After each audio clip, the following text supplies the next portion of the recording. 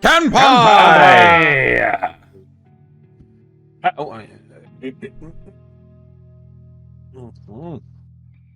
Hello everyone and welcome to episode 51 of Kanpai Cast. This week we are doing top 5 anime with good stories each, as in each of us will give our top 5 anime with some good stories. So, you know, not just this is a show we like, but one we feel that has a story and a plot and the use of the story, the use of the setting, that excels in some way. And we're going to talk over with you. We're not saying our top 5 line up or one's better than the other. We're just basically going to talk through some anime, as we normally do. Right, so let us move on. Oh no, I have to introduce people first, don't I? Right, first of all, there's me, who is MDRLOz. That is my name. That is his name. And then, that is my name.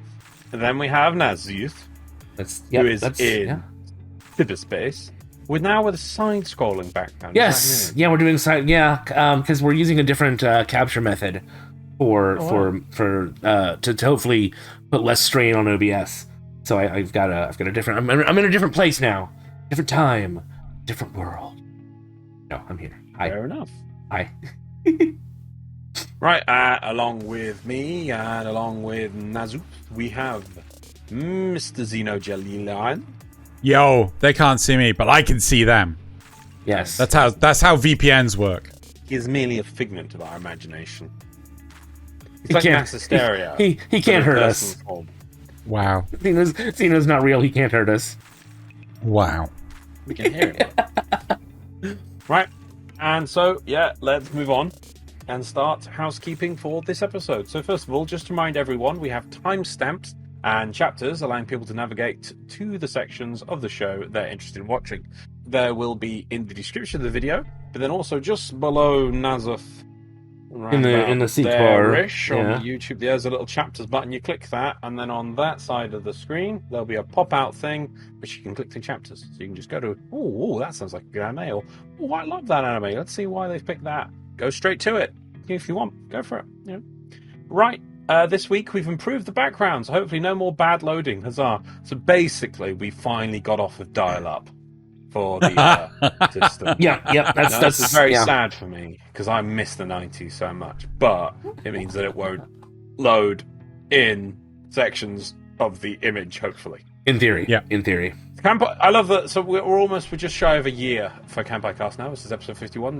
Next week you will have had 52 episodes and one to watch each week of a year. I don't know why I'm looking at GunBuster. Don't worry. Don't worry. You should always worry when GunBuster turns up. But so it's going to be crazy. You've had a year, and that entire year, I want to say it is great. Well, we haven't got to the year yet, but there's always improvements. It's like an ever sharpening blade. That's what Kanpai Cast is every week. It just keeps getting sharper and sharper. Oh god, what's the saying? Like, while you were out getting girls, I was learning the ways of the blade or something like that. It's like, I was learning the ways of the podcast. Yeah. Mastering the... I can't remember. Yeah, I can now call myself a producer, because I produce the back end on all this stuff, yeah. I just remember the meme with the people dancing around it, the person standing in the corner, and it'd be like, they don't know I spent a year improving Kanpai Cast. Yep. So true. Thaylien's going to end up making that. You know he is. We'd also appreciate it if everyone would give the video a like, even though we barely started. Okay. Leave a comment below, even if it's just to say hi. Every little helps the YouTube algorithm. In fact, one thing Nasuth has not told you there to do is you must click that bell. That bell is like... enough bells ring, YouTube hears it. That's how it works. Every time a bell rings, a YouTube channel gets its wings. Yes. You don't realise that every time someone uploads a YouTube channel, there's a massive YouTube storage environment. It's huge, and every time a video goes up, they put a bell on a wall for every video, and then if that bell rings lots, then it gets promoted. You see, so that's how it works. Right.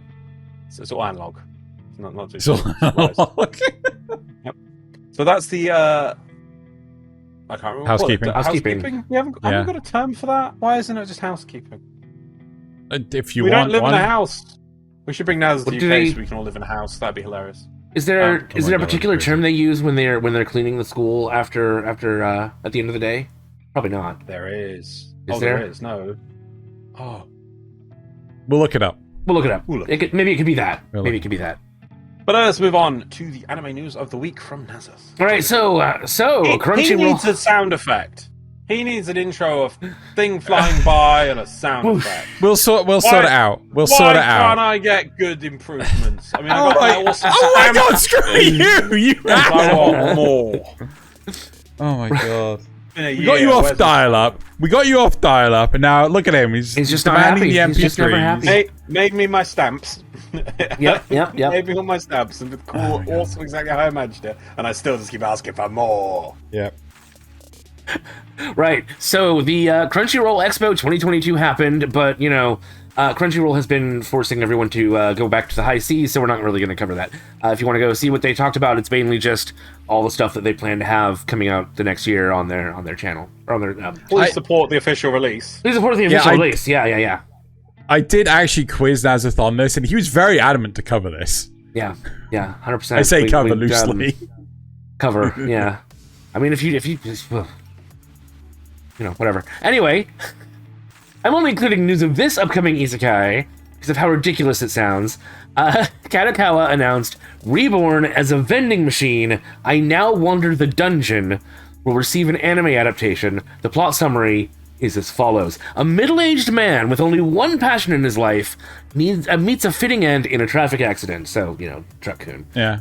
That's where most stories would end. But instead, this is where his story begins, when he is reborn as what he admired the most in life, a vending machine. But this new lease on life, ? Happens in the worst place possible. What can a vending machine do in a monster-infested dungeon when he can't speak or even move on his own? It sounds so stupid. It's gotta be great, right? Right? It's gotta be. It's either gonna be great or it's gonna really suck. I don't know. I have doubt. Hashtag doubt. I mean, Uncle from Another World kind of sounded dumb too, and then you actually watch it and it's amazing.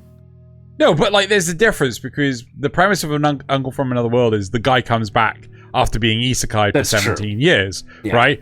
This is a guy gets isekai'd into an inanimate object that is in a dungeon, right? I need more of a cell. I need more of a pitch here. This elevator pitch is gone. I've walked off the elevators. Good day, sir. I should have gone and looked up what the manga or light novel or whatever it is about, but I didn't. It's just what they have on ANN. If anyone didn't know, that's where I lift all my news is from ANN. The week before this episode's release, so for us just a few days ago, the Twitter account for Kaiju number 8 officially announced it's getting an anime adaptation, but there's no word on a date yet. Yeah, there was a rumor for this, but I'm a little concerned because as far as I'm aware, there's only 3 volumes of manga out. I really like Kaiju number 8. Maybe it's a case of they're working with the author, or they really feel that they can turn those 3 volumes of manga into something. Or maybe they think by the time they get to by the time this releases, maybe in a year or two's time, they could actually get enough of the manga out and things. But honestly, I'm a little worried. Yeah. Right. So here's more overpriced Made in Abyss stuff. All 195 Made in Abyss. So I thought this was Iruburu, but apparently it's Ilblue, or I guess because it's Japanese, it's hard to say, But the weird villagers on the new level that they're at, you can get all. They've been turned into acrylic standees, which you can. Here's come on. Oh, do I have to hit small people? Probably. Yeah. So there they are. That's memes. There we go. So that's all of them. Here's an example of just some of them. They can all be yours, but only if you can make it to Takashobo shop in Osaka during their limited time run, and you'll also need $1,500 to get all of them. Jeez. Yeah, but these are just acrylic image. These are just little acrylic things that you put in a stand, little tiny stand. Some clever person went, okay, right, I've got posters, and posters really aren't doing it because they're just not good. People want things on shelves they can look at. Yeah. And someone went, right, wait, if I cut it out of the poster, and stick it in a piece of acrylic, and then put that on a little board stand. Yep. Yeah. I could sell it as like whoa, it's a figurine-y thing. So there's about two. Let's do some rough math. There's about 200. So they cost what, $7.50 each? That's a lot for a little. That's a lot for a little tiny bit of plastic. Yeah. Yeah. What, $7.50? Yeah. Yeah. Yeah. Official, At least the Nanachi doll was, seemed a bit worth it. Yeah, but if you really love Made in Abyss, then maybe. Maybe. And you want to go, and you want to go all the way to Japan because they're not selling them online. Of course, I doubt any. Well, things are always sold online. True. You'll probably be able to pick them up on eBay. Yeah, but if somebody really loves the Made in Abyss, maybe they really want it. Though I doubt many people will go for the whole collection. It's like, yes, I've got the whole collection of acrylic paper things. Woo. Yeah, I tried looking for Ma in there, but I couldn't find them. Oh, what? Yeah, I'm sure they're in there. No point. Yeah. So, One Piece has officially updated its Guinness World Record for the most copies published for the same comic book series by a single author, surpassing 500 million copies in circulation, 417 million in Japan, 100 plus million in 60 other countries and territories worldwide. They actually also set the previous record back in 2015 with 320 plus million in circulation. So they're just basically updating what they've already done with this insane number of copies. I feel a little bad about saying this. Just to show how watered down weeb culture is getting, professional football player Jamal... This is real football, by the way, not that weird European stuff that other people say is football. You mean the one where you barely use the feet to kick the ball? Yeah, that one. Yeah, one exactly. That's barely the ball of foot. The real one, yeah, exactly. The real handball. One, yeah. No, football, yeah. Handball, football, yeah. Handball. Recently told fans that if they really want to show that they understand him as a person and not just a player, they should bring him anime merchandise, all while brandishing a bag full of One Piece swag. If you want to go see him saying this, there's a Twitter account linked in, of course, the description below with all the other news. Sorry. How, you were saying that this is watered down? I don't understand. Yeah, because they're just everywhere. Weebs are everywhere now. Weebs are just everywhere. Just to show how watered down. So it's more a case of like it's becoming more mainstream. It's mainstream, yeah. Right. Okay. Because it sounded like the anime was being, modified heavily by outside sources. That's what I thought. No. Okay. No. Okay. So a bit of sad news. Seems like there's always a bit of sad news every week. Pat Carroll, the voice of Ursula in The Little Mermaid and the granny in My Neighbor Totoro's English dub, as well as lots and lots and lots of television appearances going back to like the 60s, passed away at 95 in her home from complications of pneumonia. So that's... But we'll always have her work. Always remember, we will always have her work. 95 is good innings. 95 is great, Yeah, essentially it seems like, when you die of something like complications of pneumonia, it's usually because it's just, you're done. It's your time. Your body's like, I'm ready to go. That probably would have been called natural causes. Yeah, exactly. And finally, for those who don't know, the first project ever by Gainax was Royal Space Force, The Wings of Honnaemise. Honnaemise. It's weird. It's now getting a limited theatrical re-release and Blu-ray release in Japan, along with a 4K memorial box containing a documentary released on VHS in 1987 and then never again. It's now they've taken the original film that it was recorded on and upscaled it to the 4K version to give a very, very rare glimpse of early Gainax. If you want to see a snippet of it, there is a YouTube link in the description below. Again, so you can it's not the whole thing, but it's a little snippet of like what the quality is going to be like, and it is crisp. It is lovely. Wait, don't worry. The rest will be on YouTube soon.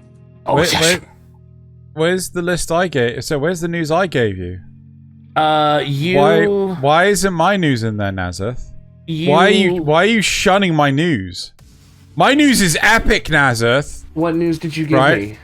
Well, I showed you that. You said you had to verify the source, and then you never verified the source. So No, I gave you a legit link, right? I'm gonna have to take control over. I'm just gonna take over here now. I'm gonna show you guys this incredible asset. Okay, all right. That Nasuth is trying to hide from everyone. That's right. We're getting a new Guyver model. Right. No, I thought this was about the My Dress Up Darling season 2. No. Okay. All right. No. All right. Sorry, I'm stupid. I thought this was about Dragon Ball Super thing being in cinemas shortly. Yeah. Very, very soon. Yeah, it is. It is very, very soon. Okay, fine. First off, he doesn't do any of those things with mass appeal. He just wants to pause the entire show. My thing. Right? There's a new Guyver model. Right? This is good news. There could be more Guyver.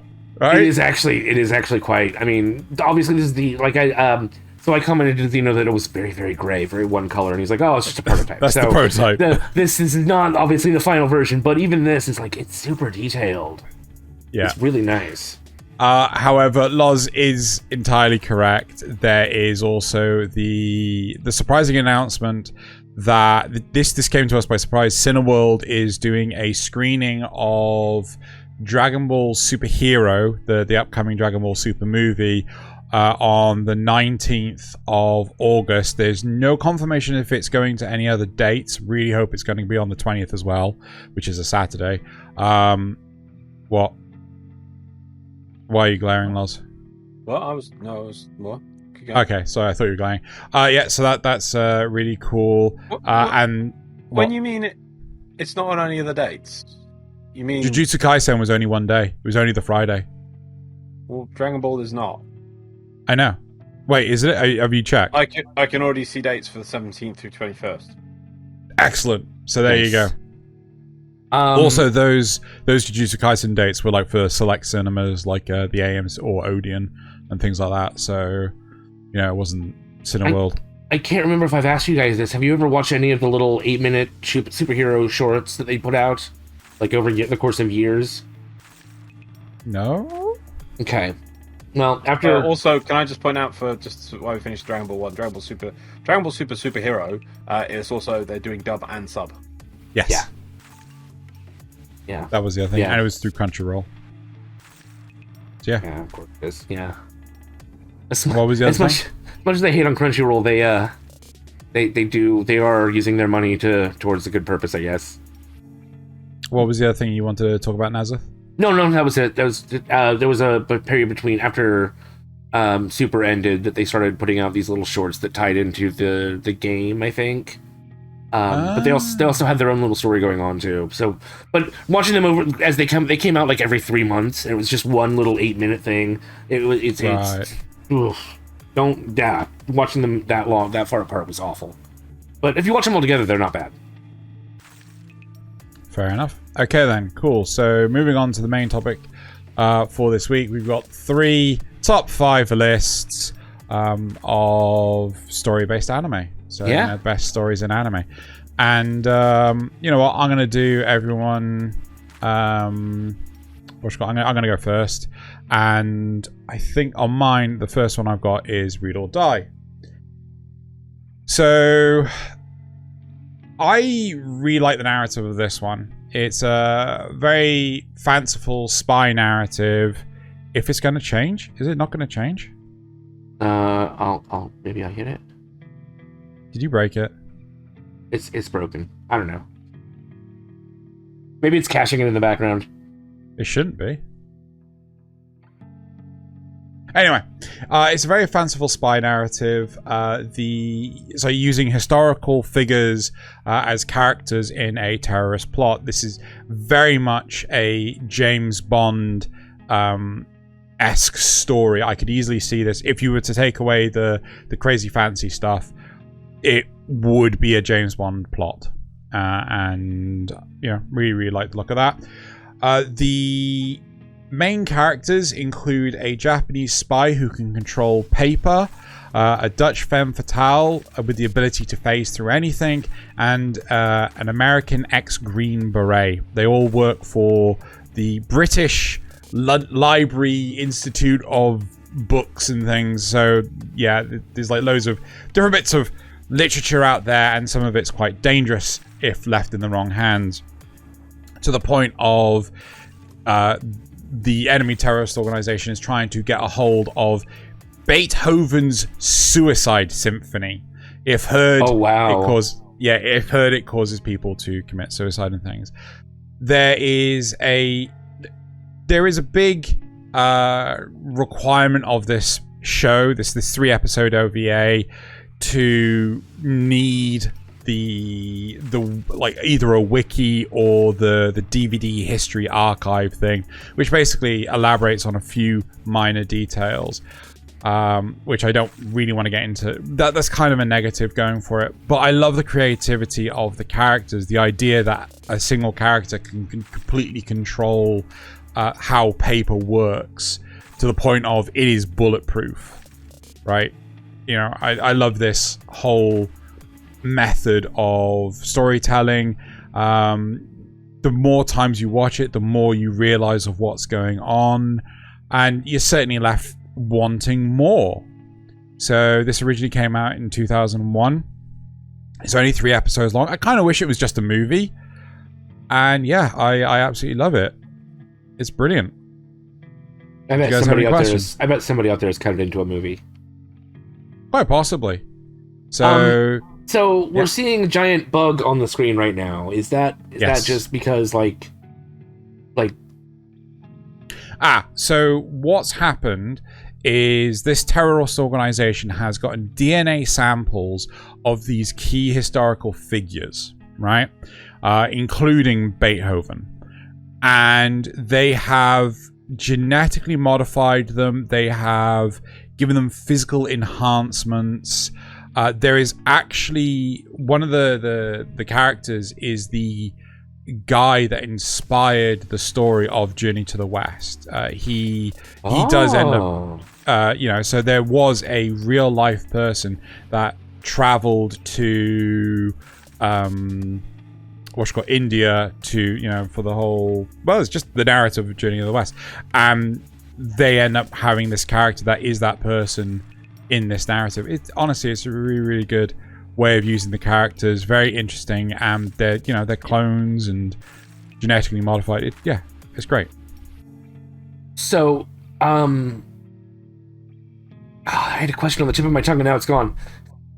Something about the. Is it more of a character-driven story than like? No, it's more action. It's more like, that's part of the problem with this, is the fact that even though you have this amazing narrative and things, you don't really learn a great deal about the characters. There's one event in the narrative that, or in the plot, that you're kind of lost to why has this happened, how this has happened, and it turns out it was because of who this character actually was.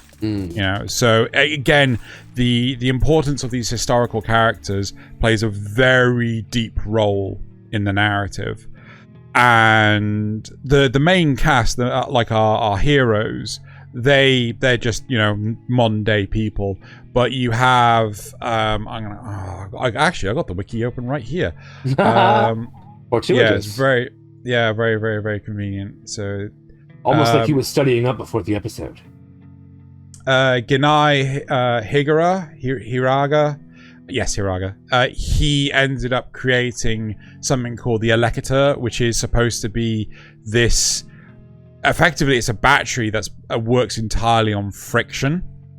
Oh wow! Okay. Yeah. So this was a real person, and is featured in this anime. Is a clone, and is part of this terrorist organization. So yes, but there are some. I think I could compare. Have you ever watched Warehouse 13? Yes.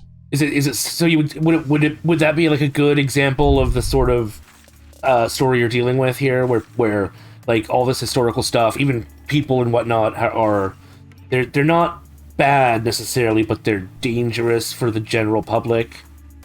No, it is still more in line with the likes of James Bond, where you do have this central bad guy in the narrative. You do have henchmen, and you do have your top secret spy. The difference here is the the fanciful element of, like, the cyberization, the superpowers effectively.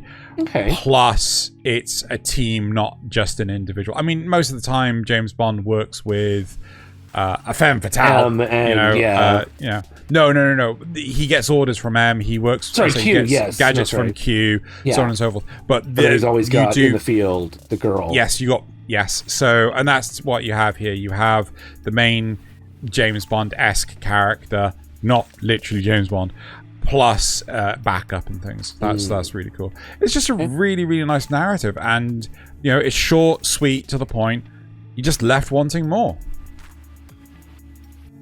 Right. Do you have any questions, Loz? No. No? Complete. Cool. So I'll hand over to Nasuth. Well, I'm gonna talk about Berserk, and I'm actually gonna start the timer this time. So the thing about Berserk that makes it like such a good story is that it's an epic, right? It goes from the youth of this person to a massive world-changing event. It covers years, but it does it in a way that never really feels too slow.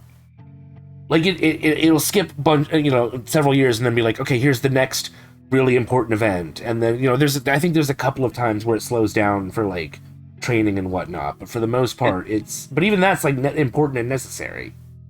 It always does a good job of making you feel like the actions the characters are carrying out now aren't filler and have significance. Yes. And then escalates in a very sensible way for the different points. And it never feels like, oh, well, this is just why are they doing this. Every action, even though you don't necessarily see it at the time, is leading towards this final event. It is a complete narrative. Well, you know what I mean. Final event for this arc of their lives, of the world at large, and the beginning of another one. But so it's all like it doesn't meander. It doesn't lose its way and be like, okay, we've done this thing, now we need to up the stakes and do this other thing. It is all moving towards a singular point, and they know where they're going already from the beginning. So it's not like they have to add a bunch of filler. No, we know, and the writers knew, but the characters didn't know. Not the characters. Yeah. We know that it's all leading towards this singular goal. They don't know. And we only know that after we've watched it. Before you watch it, you don't necessarily know. Being a little careful of the spoilers here, even though this is a really old anime. I hit the spoilers button, man. I could hit the spoilers button. I have a question for you.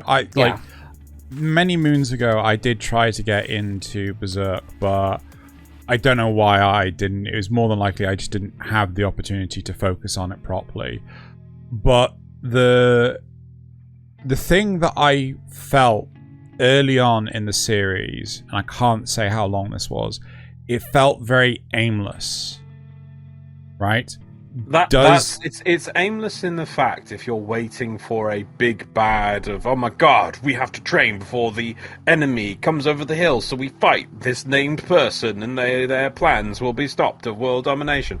No, it's they do those things, but it's never set up that way. They're a mercenary group for the most of what the story you're talking about early on, and you're watching a mercenary group do mercenary things. Yeah. So it's the story of this mercenary group coming to prominence, and the very beginning of that does feel kind of aimless because they're doing whatever they can, whatever jobs that they can get, they will do, and so they do have a goal to become the best, but they don't have the power there yet to really do it, to really show it. They're gaining that power as they go. Or even wanting to be the best mercenaries is an aimless goal. Yeah. What does that mean? What does that achieve? according to the 2020 census, we were the best mercenaries, achieving a success rate of 92.5 and a satisfaction ratio from our clients exceeding all of our other competitive mercenary groups. No, it's an aimless goal. They just want money. They want to just survive. As we learn later, Griffith has his own goal, obviously, but the rest of the group doesn't know that until much later. Yeah. It's just so well told. It doesn't pull any punches. It feels like a real world, like a real place in the sort of a Middle Ages setting. So when the you monsters say are creative. When you say it doesn't pull any punches, it sounds like people die. People die. There is some psychological scarring. There's some dismemberments. Gnashing of teeth. So one other thing I want to confirm a rumor, if not, just or deal with it. But basically, one other point I heard in Berserk was the fact that it tells the start of the story for quite a while, and then it skips to the end of the narrative, which I thought was weird, considering it was still being written at the time.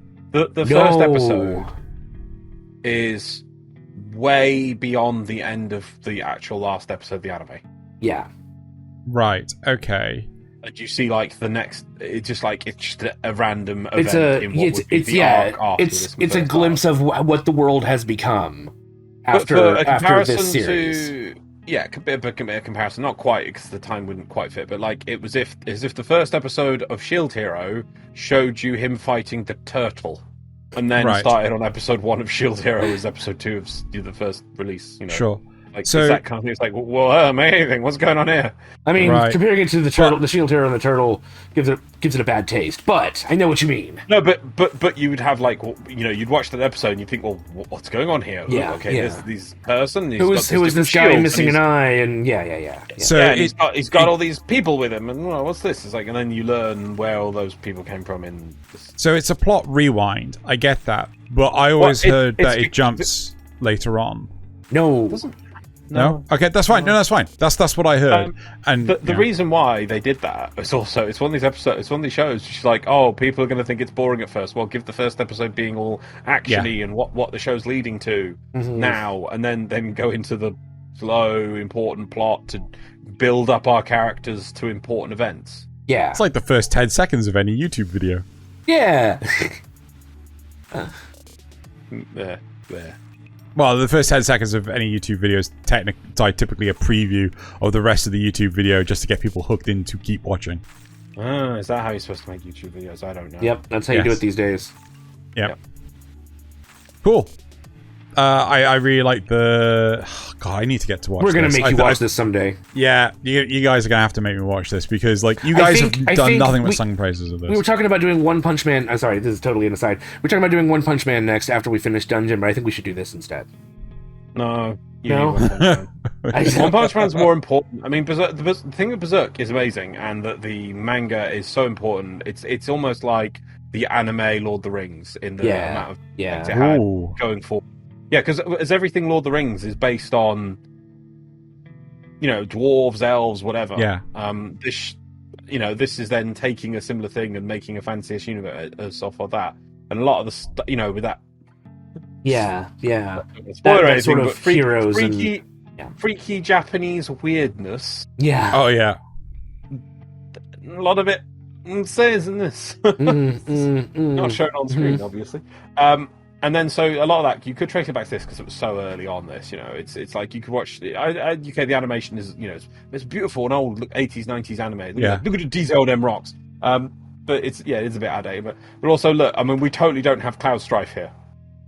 Yeah, fair point. Totally don't. Yep, fair point. Point that out. We totally don't. The gut sword is a thing. Yeah. Yeah. He's Dark Souls swinging that sword. Yep.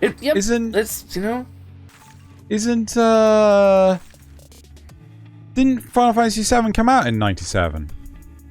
Yeah, but this is, remember, the manga was before that. Yeah. This is just when this movie came out, or when this show came out. Yeah, the manga was way before this. Okay. Okay. way. That's what I mean. Is again, that's like saying JoJo. Got it. When did the when did the Lord of the Rings films come out? It's like, oh yeah, it's the same. Fair point. No, fair. When did the point. books come out? JoJo's actually a Berserk reference. The reason why I want you to watch One Punch Man, Nasuth, is it is probably I know it's not on this list because it's the. I think I would like to know if anyone can come up with a different thing. In my opinion, it's the best writing of. Right, I'm starting with a completely OP character that's just unbeatable. Yeah. Oh, right. Go. Gotcha. Yeah. And it's the best story for that. Yeah. I cannot think of another one. No, but that's not. No, it's still the best story for. No, even then, it doesn't ruin that. Yeah. It still does well out of that. But the reason for season 2 is just like it's bad for different reasons. Yeah. It's trying to set up season 3 most of the time. Is why instead of being its own thing. Yeah. Right. This isn't about One Punch Man though. So. What's your first one, Loz? I don't know. Scroll down. Was it Darling in the Franxx? Well, it's supposed to be top. Okay, it's supposed to be top 5. GunBuster. No, Bokurano, because it's depressing. Bokurano. There you go. Oh my god. Oh, that fucking thing. I'm sorry for it. That's just growing.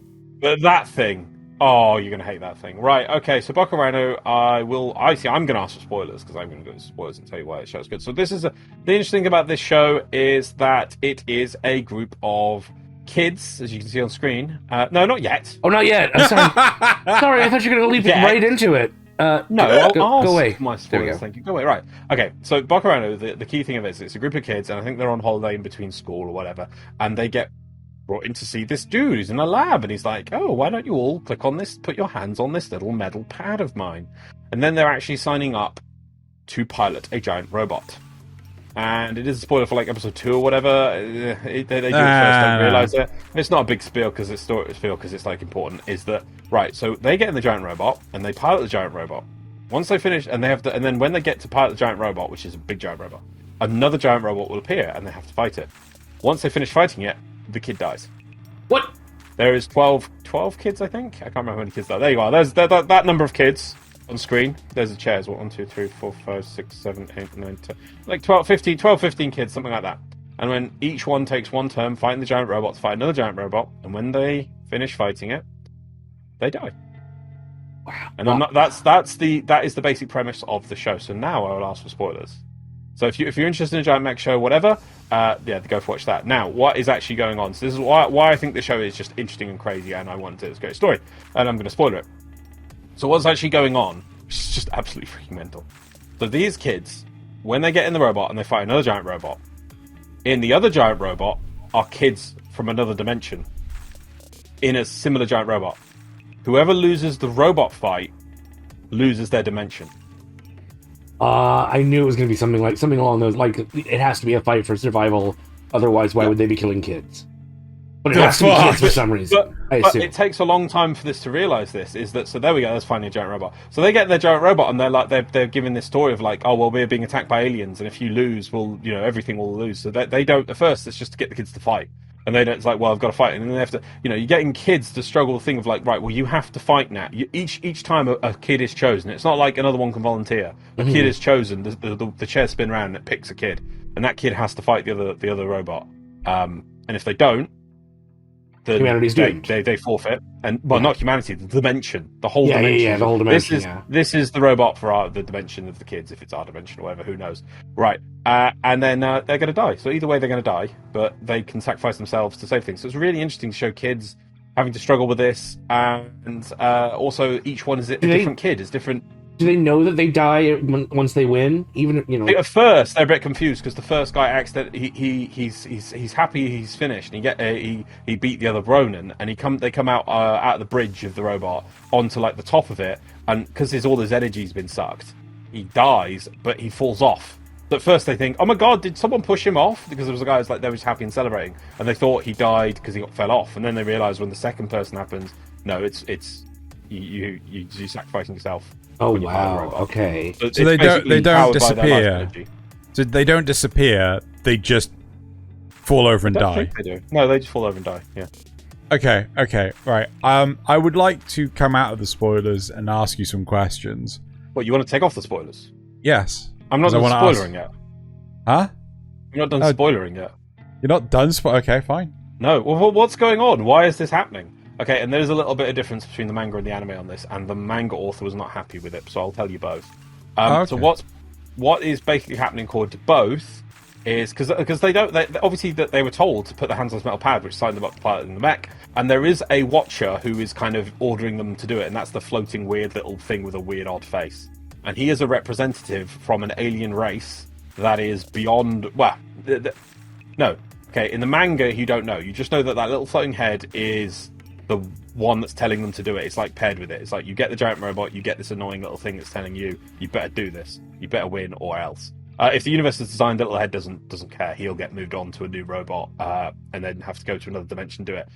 That's all you know in the manga, and he wanted to leave it as kind of a empty thing of not knowing what the hell, who's giving these robots to these dimensions to do things, and all, and why is the purpose of destroying dimensions? You don't know that at all. Oh, so by the way, sorry, little change thing. So yeah, they get in the robot. Sometimes it's in their dimension, it comes to their Earth, and then some other times they do travel to the alternative dimension to fight some other dimension's robot. It's just random whether it's that way, which way around it is. But if they win 15 times, they're left alone. That is the only thing you're told, right? And that's what the manga wanted to. It kind of ends it on is that they do kill the little floating thing, and one of the kids volunteers to be the new little floating thing, and they beat their 15, and then they're like, there's a line for the person who's the new floating thing. It's like, I thought I'd learn more about. No, they don't kill it; they convince it. But anyway, I thought I'd learn about the people who are doing all this, and it's like, no, you don't learn anything more. But in the anime, the studio took over and wanted a bit more depth, and so they made it that there is a race that's entire civilization is based off of killing other dimensions to power their civilization. Oh my god! Yeah. So they're the ones. So basically, it's like interdimensional fight for them of what they get to watch it and see. They design the mechs, they send out the mechs in dimensions, and they just crush dimensions who fail. To power their civilization. And then they did a little bit more that it's also a double-edged trap, that even if you succeeded and you take apart your robot to learn the technology that powers it, and you start using that technology, it'll allow you to travel around the universe, but once you've built enough of it, it will sort of absorb all the energy of your universe anyway. And feed it straight to the other race. So yeah, either way you're screwed. But and then our dimension basically wins its 15 fights and doesn't want to use the technology and is just going to live in peace and just be its own little thing. And then they agree to that, and they don't really agree to it, but they just sort of leave it alone, and we're just left alone. I would rather it be like in Dragon Ball Super, where it's like some weird overgod that's just looking for. You never see them. You never see them. The next kid in line at one point, they plug him into a machine to try and get him, because obviously he's got a connection to the robot, and they try and exploit that, and he just gets glimpses of what's going on, and that's it. But the whole story is actually about these kids have to live live with this over their hanging their heads, and their links to the world. So one kid refuses to fight because it's like, what's the point? My mum's in a bad place. And why should I save this world? It's been terrible to my mum. So a guy near to the kids gets his mum a job, gets his mum support. They don't just give their mum lumps of money; they give her a job and everything. And she becomes so happy because of it, and that encourages the kid to fight. And his fight is ridiculous. He's an absolute badass, and he just destroys everything because he's really good at it. But yeah, it's really interesting to see the development of all the different kids with different personalities trying to come to grips with and doing their fights. It's just really interesting. Yep, there you go. Okay, done. Sorry that took long. So I do have questions for you. So evil. This. Well, not in the end. I think it becomes good. Yeah. Okay. So first off, can all of humanity see these robots fight? They do, because it's broadcast to the world. Okay. So the entire world knows what's going on. The way I managed to get these screenshots, I couldn't actually tell if it's all like there was an alternative plane of reality where they were fighting. Or if it was like, no, they could go step on that town if they wanted to. Yeah, no, see, that becomes an important thing. So sometimes the enemy robots come here. Sometimes we get teleported to other worlds and see that fight. And it's interesting. At first, they don't know, but it is broadcast. And at first, it's like, I think they say like Japan and China mention the robot. But then the little floating thing lets them know what's going on. And it's like, okay, yeah, we can't take the technology from the robot. We need this robot to win and everything. Yeah. But then when they see people, they start in their early fights before they learn all this. They see weird things with the enemy robots. Some of the enemy robots, even though they've come in, they won't step on buildings, and they'll step around buildings, and it's really weird. And then when they're falling over, it's like they're trying not to kill people. you know, because obviously the pilot cares in the other robot. Then sometimes when they teleport to other dimensions, they look down and they see like people standing on top of buildings saying, "Please don't. We don't want to die. We don't want our dimension to be destroyed." Right. You know, so. Ow. Wow. But either way, it's like so why have you picked this for your top 5? It's first of all, that setting is really interesting. You know, you've got these interesting stakes. Stakes can't really get higher than that. Yeah. You're not just fighting for yourself or your family or whatever. You're fighting for the dimension. And it's like kids. It's really interesting to see the different kids' explorations of that and how they grow. So for instance, the first few kids, they just get on with it. But like kid number 14 has had to watch all the other kids die to get to this point, and has all that weight. It's like, and also got the point on top of their shoulders. It's like, well, everyone else succeeded. It's now on to me. We're only 2 away from victory. I have to win this. You know, so it's things like that, and then seeing how they interact with adults, because the adults can't. They can't step in on this. Like the kids have to fight. It's like Ava if they actually bothered to explore the psychology of. Yeah, people sacrificing themselves. I feel this is so much more interesting than Ava, because people say Ava broke the mold of the Supergiant tropes and things. Yeah. I don't at all. I just think it's just the same tropes, just with angst. Whereas this they don't. Obviously, a few of them are getting angsty, but some of them are interesting characters and develop, and it's just so much more interesting. So the adults know that these kids are being sacrificed. Then, wow. Well, at first they don't. The first few times, because even but then the little thing explains the whole thing to them, and then they're like, the whole planet needs to look after these kids, and these kids are important, and that we've got to rely on these kids to save our universe. Holy shit! Yeah. Okay, that's piqued my interest. Man. Oh, okay. It's kind of depressing though, but yeah, it's. I don't get one. I think what we're going to learn during this is that Xeno likes sort of happier stuff, and you and I tend towards the darker stuff. Yeah, I go to the dark. I'm not always like depressing. Although this is on there, by it. Yeah. But at the same time, so you might like this, but I just I don't get why Evangelion gets so much praise love when this. It's so weird. I think it's because it's so weird. Interesting character study. Yeah. It's like a giant mech show, and it's like, but it's not. Oh, look, they've got to defeat the new thing of the week. Yeah, but they're gonna die. To be fair, I think it's a case of like Evangelion was. Let's say 12 years before this. I want to say it's 95. Yeah, part of the time. And this, I think, is a case of like, well, it came out a lot later, but it did the story better. That's the important part. It's like, okay, Fullmetal Alchemist, the original came out, and it was, it was amazing. But what was it, 8 years later, FMA Brotherhood came out, and Brotherhood just blew it out of the water. Yeah. So sometimes later stuff is so much better. Yeah, I mean, sorry, the point I didn't mention is that eventually the later kids are going to have to struggle with the fact that yes, you're not only you're fighting, so you don't die, so you save your universe, but you're going to destroy a universe in doing this. Yep. Yeah. You're going to kill billions. So it's just maybe trillion, maybe quadrillion. Yeah. Who knows? Something to kill. But yeah. Anyway, moving on because I've had enough time. Right. Way more. So, moving on to my next one, which is Jujutsu Kaisen.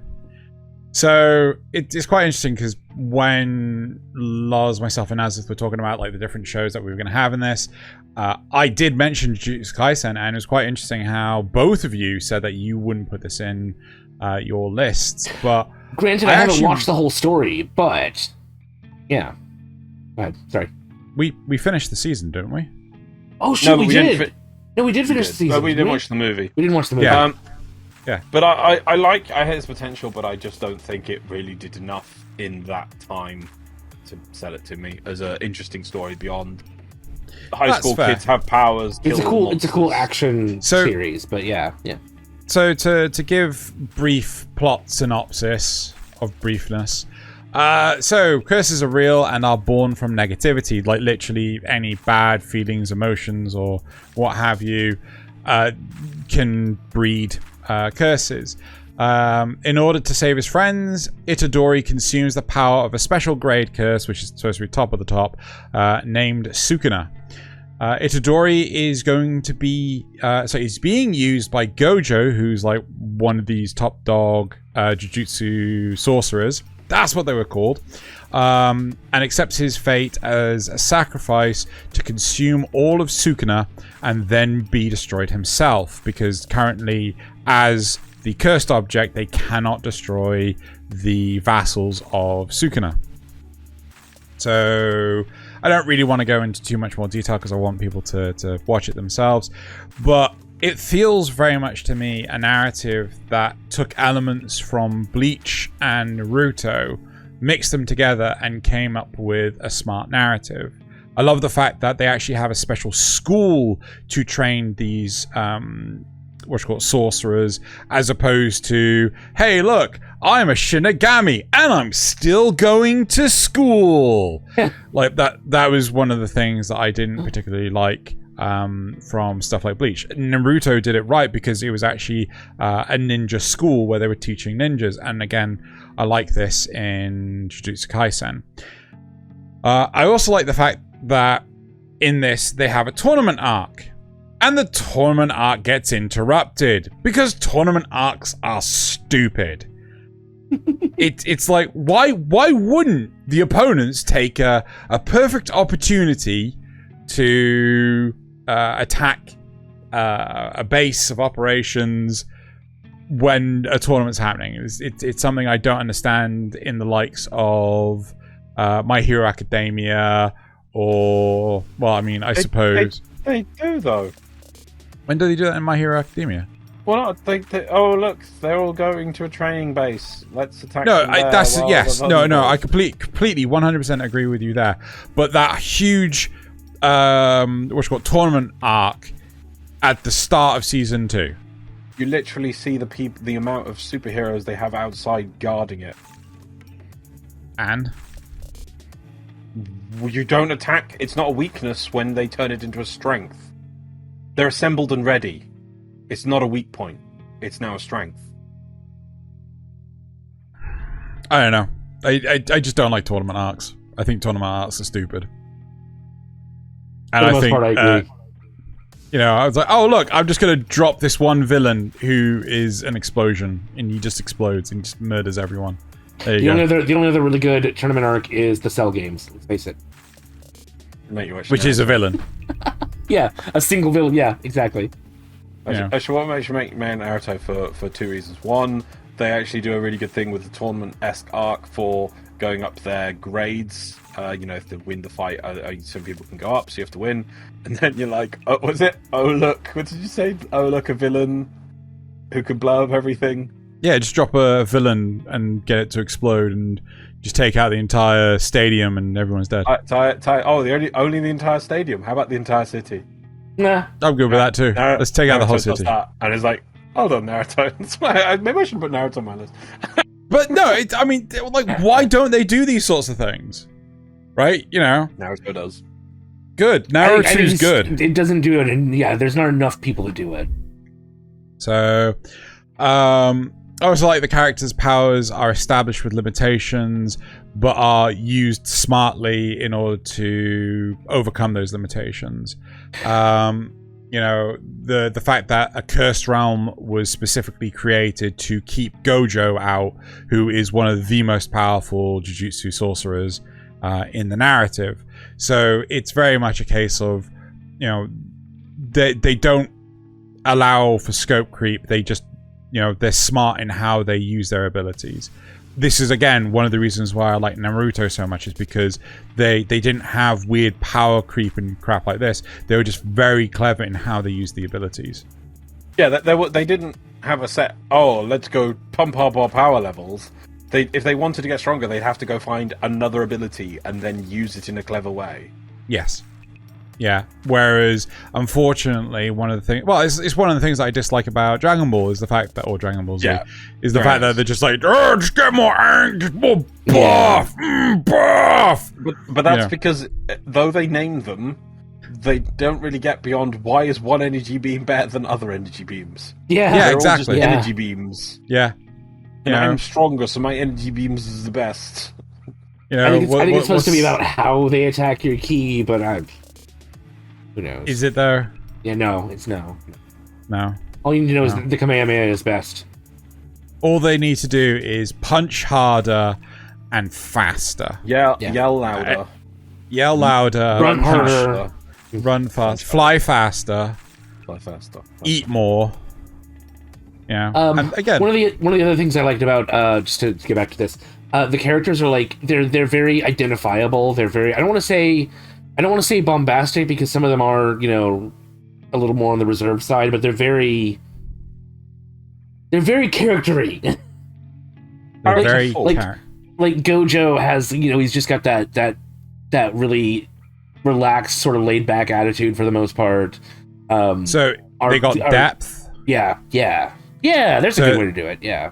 I mean, I don't mean to pick on My Hero Academia, but I do feel that with Jujutsu Kaisen, they have a lot of depth to the characters that may not necessarily be available on first contact with the character, but with My Hero Academia, there are so many characters in the classroom. It's like, you are literally the slime girl. Yeah, you are literally the slime girl, and you are like the guy with the electricity that gets drunk when. Yeah, the best one is you are the invisible girl. Oh god, she literally has no other character points.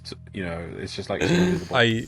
That's it. I couldn't. She's a bit cheerful, I guess. Is the only other factor. The only other character thing I can give to her. Literally, that's it. I mean, it's the slime girl has some points you can point towards, but it is just because they've got so many characters to deal through. They do not. They got too many characters. Yeah, because they're trying to drive the plot and they don't want to give everyone their own episode. I mean, that would be a whole season if everyone got their own episode. Yeah. So this is on my list. I'm happy to pass over to Nasuth unless you guys have any questions. Well, do you know how much manga there is of this so far? Oh god, I think Amazon keeps on messaging me. Do you want to buy these volumes? Want to buy some manga? You want to buy some manga? Buy some manga. If you come over to my van, I got some manga for you. Some manga.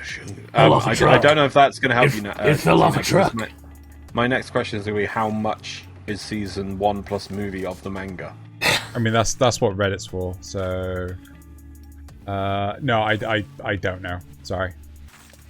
I was just curious because that's the point. Is that at the same time, I do feel though it does a better job building its characters and a little bit of world building, it doesn't really go anywhere. Is my problem with it. I think the problem is that there's its villains are just as bad as the My Hero Academia villains of just like, aha, we are a team of evil and we do evil things. We're going there from meanwhile, it's a Legion of Doom. Yeah, exactly. That's what this cuts. Luckily, though, I do approve of this Legion of Doom because they spend their time sunbathing, which is brilliant. Yep. So I can see on Amazon it has 17 volumes. Sorry. Let's have a quick look. How much manga does the Jujutsu Kaisen cover?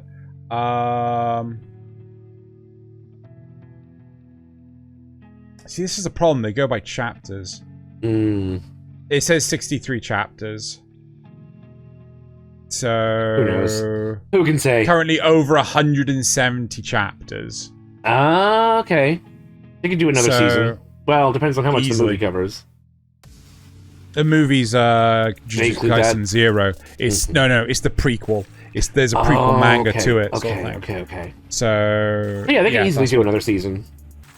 I think another season's been announced, wasn't it? So yeah, there's going to be more, but it's like Demon Slayer. You know, there was there's so much more of Demon Slayer left. For like at least another. I think it's another 2 seasons of Demon Slayer at least. Wow. Cool. Right. I think the Demon Slayer manga's finished now, though. It has finished, right? Yeah. But it's got like X many chapters, so it's they've still got plenty to go. They've got more content to use. Yeah. Don't worry, they can just follow the Promised Neverland Attack on Titan model. Just stretch it out. Oh my god. Oh. It's season 7, part 8. 27. Section 27. Part Theta. /X. Theta, The Reckoning. Part 1. Director's cut. Right. No, okay. Let's move on to Naz's next one. Yes, let's go to Erased. I've talked about this one before, obviously. So the thing about this one is that, again, it's a single story told in like a single season. Your kids die in this. I see cute kids. They get to die. No, actually, then that's not mine. Died. One of them does die, but the whole point is to go back and save her. This is a time travel story. Our main character, he starts off in the present, obviously, and his mother is killed, and he gets blamed for it, right? And so as he goes on the run, he ends up transported back in time. They don't really tell you why, and I'm all right with that. Some people might have a problem with it, but it's just a thing that happens. It seems to follow some unwritten rules, so I'm okay with it. Sorry, Nasuth, can you reset the timer because it's going spaz? Oh, it is going. Wow. Past, yeah. Wow. Stop. Just stop. Yeah, I'm just stop. I'm going to refresh it. There we go. Ah. As his clock works on his CPU cycles. Yeah, I guess. Anyway. Run that in DOSBox and cap its cycles to 10,000. It's just a little timer that I together. Anyway. Yes. So I don't really mind how he travels back in time. It's more that he does travel back in time, and so he uses the knowledge that he has to try and save this other girl that's there, because he thinks that if he can save her and find out who killed her, then he can save his mother in the future. Things will be different, so that his mother won't die and he won't get blamed for it. Isn't it a case of the person that killed A also killed B? Yes. Yeah. Yeah. But that wasn't his initial goal, was to save the girl, but it became that almost instantly. And it's just it's watching him try to save first initially her and then other kids as they join in. Like, you get to see him acting using adult intellect and trying to convince these other kids to come, to go along with it by speaking their language. It's so cool. Yeah, I don't know. It's hard to really put into words what else, without going into the plot, what else, is so good about it. Other than the characters feel very realistic. This just makes me want to put... why didn't I put Charlotte on mine? Don't know, why didn't you? Because I don't want to have to spoil the tab on 100% of the time. In the course of it, he becomes a better person too. Like, he used to just be kind of a shut-in loner, but through all this, he connects with his friends that he lost over the years. And when he comes back to the present, they are now actually still his friends. Like, everything, his whole life is different. It's great. True. Let's make Nasuth watch Charlotte. Nah. This list is growing more and more. Nasuth, you have to give up on streams so we can watch more anime. I'll give up on getting into programming completely. And everything. just need to... we'll just watch anime all day long. We'll just chill. And I'll give up my job. No, wait. Yep, there we go. Yeah. Kind of need that. You'll give up making... Oh, wait. Oof, shots fired. So, one of the big things about Erased is I've heard loads of people, even though looking at Anime Planet, it's got over 4 out of 5 stars, right? Loads of people bomb Erased, right? Loads of people do not like it. I've seen it. I really enjoyed it. It's so good. Right? Yes. I've seen both the live action and the anime. I didn't know there was live action. Yes, I actually saw the live action first, not knowing that there was an anime. But they're both really good. Yeah. I very much like I just like the whole trying to save the cheerleader, save the world kind of narrative to it. I think people felt cheated by the end of it in terms of how the narrative worked out and stuff. But I very much enjoyed this series, and I would recommend it if it was part of my 5, but it's not. I get where you're coming from. There is this very big mystery. It can kind of feel a little bit slow, I think. But what else, unless you want to turn on the spoilers, do you feel drives this to be in your list? I think it's just the realism factor of it, you know. Even though it is a fantasy that he's going back in time and doing all this, there's everything. All of their actions make sense. They're logical. Even the logic of the other children, you know, who obviously are using flawed child logic, makes sense. I like the way that they grow together as a group, even though, you know, before they were splitting up. There's just so the character arcs, like, you know, the characters all have defined arcs to them that you know, help them move towards the end goal. It's just really well crafted. Okay. Yeah. Loz, do you have any points? No. Cool. Should we move on to the next one then? I didn't mean to hit all, but oh well. Loz, your next one.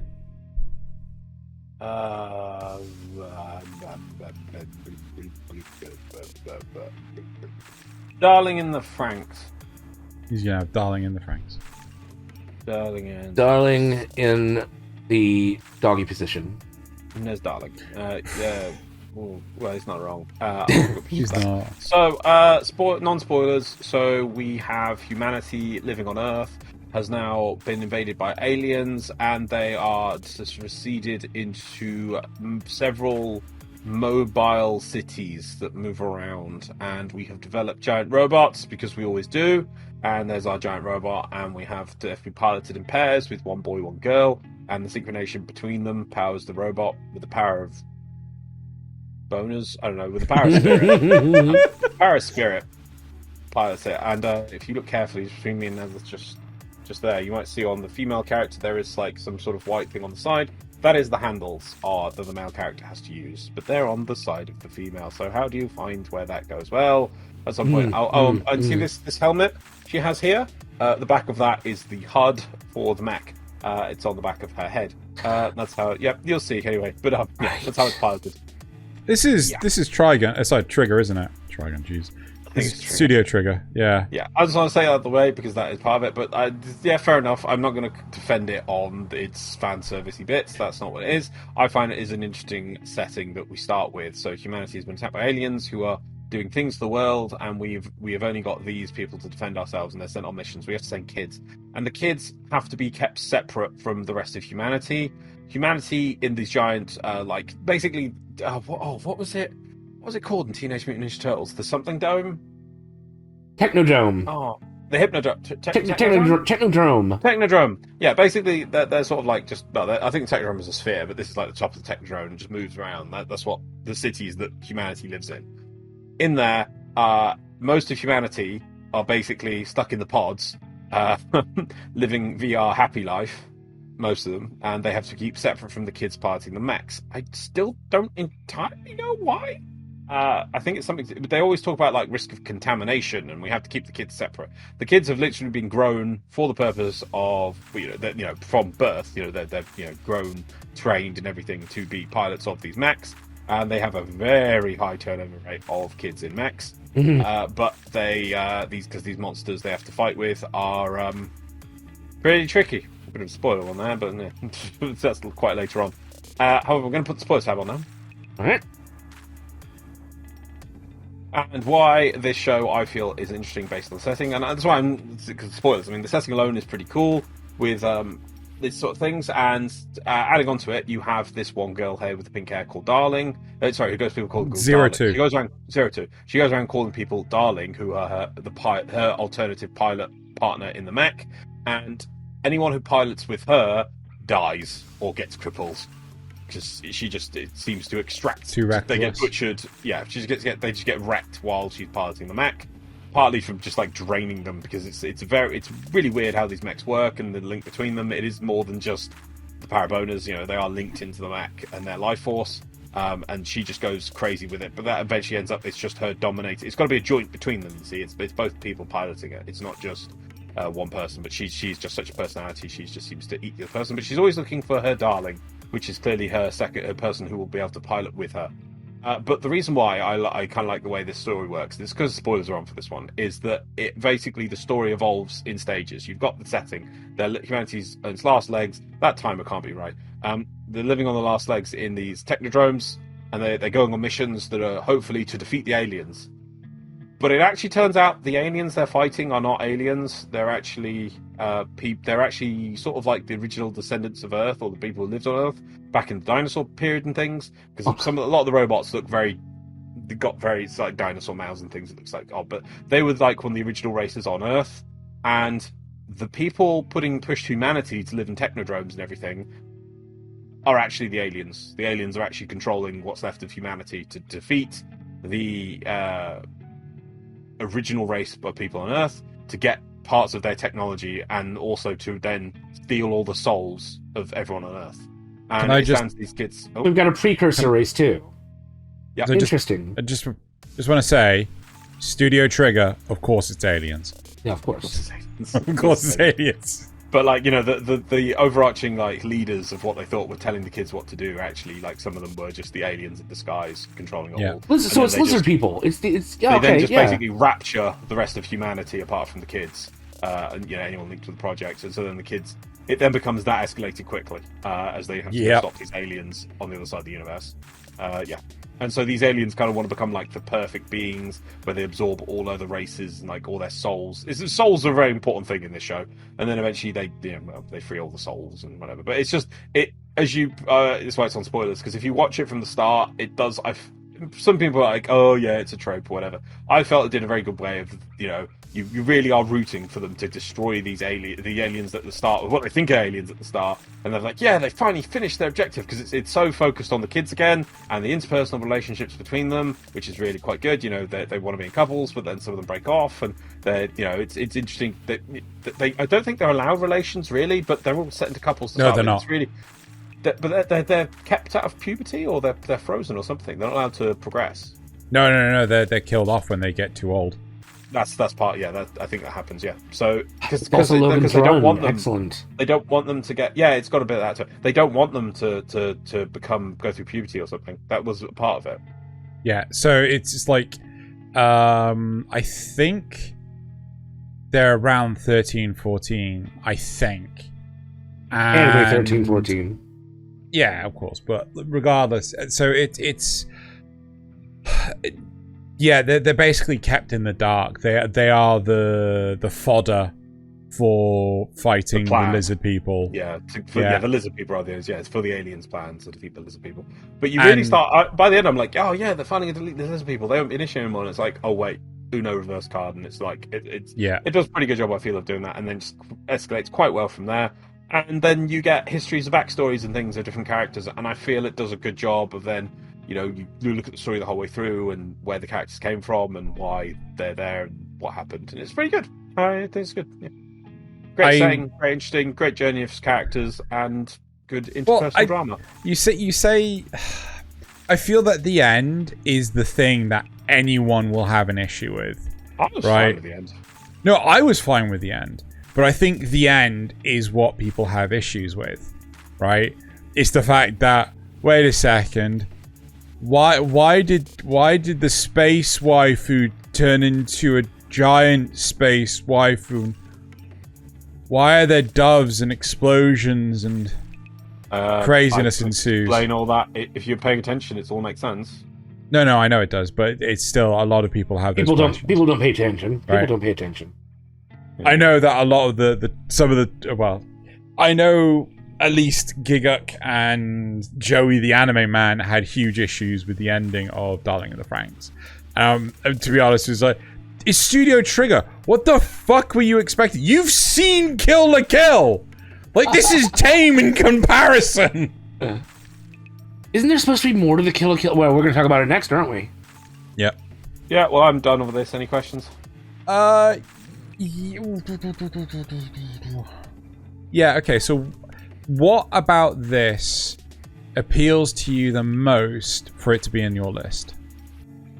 It starts out as a generic mech show, and that's the thing. Like, I love mech shows, just they're not all mech shows on my list, but it starts as a generic mech show, and you just think it's just going to be meh. Then it goes into it's quite interesting with interpersonal drama of characters and what they're going through, and then at the same time you got the mystery setting on top of it, the different layers of what's going on, and the then mystery the of the kids, the mystery of the enemies, the mystery of why humanity in this, and it's the way it delivers its answers very slowly. I just kept me going. It was good pacing, and then I felt it just satisfied. Just got good action adventure. It's good. With lots of stabbing of giant robots with other giant robots. Good. Fair. And, it got voice actress some death threats, so that's always, sign of a good so there was a love triangle between the main character, 02, and the blue-haired girl there. Between Nasuth and Xeno. And at one point, it looks like the main character's getting up with the girl there, and because of that, she ended up with death threats. Oh my goodness. So it must have driven a lot of people to be rooting for characters and things, if you push them that far, Yeah. Right. Do I have any other questions? I'm not defending the show on the. I just want to say again. I mean, I'm just looking at the costume here, and it's I'm not defending its treatment of the female pilots. I'm not defending it at all. It's just silly. It didn't need that at all. It's so overdone that it's silly though. It's so extremely silly. It's almost you could almost say it's self-aware about it because it's making fun of other shows. You could almost say that, for instance, but it's parodying, for instance, what's the one in Code Geass, the Code Geass one, because it's that's why she's sitting in this, so she could be a control console with handles at the back and a HUD, and it's it's actually so French. No, I think it's all stupid. It's not needed. But I feel it's got more to it than just that. Right. Can we pause for a second? Yes, we can.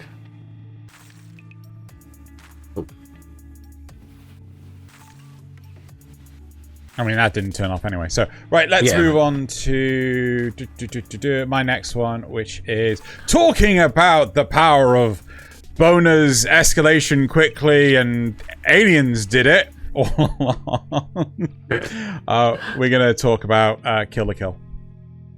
Which would help if I hit the button. There we go. Cool. Right. So, this one ended up in my list mostly because technically it's Studio Trigger's first work. The plot setting is weird, and I'm probably I'll say when I need spoilers. Effectively, weird artificial island with military-based school and the power of uniforms giving kids superpowers. It's almost like they're wearing mechs. But the mechs are just clothes. Power suits. Power suits. Super suits, yeah. But they are literally just normal clothes. Yeah. And a high school delinquent who's on screen right now, Ryuko, ends up going to this school in order to find her father's killer. And she ends up I literally just watched this series. It is so hard to explain. If anyone wants to jump in, feel free to. So that's the primary thing of it, is she's here to find her father's killer, and all she knows is that it's the person with the other end of a giant pair of scissors. She has one pair of scissors, and the other blade is the murderer. So the only way she's got to find this, or the only thing she has, is it's something to do with this school. So she comes to this school, and this school's not happy that she's here, but she sort of gets enrolled anyway. And then she discovers her father's last gift to her, which is a magical talking suit of clothing to her. I think it's called Kotetsu.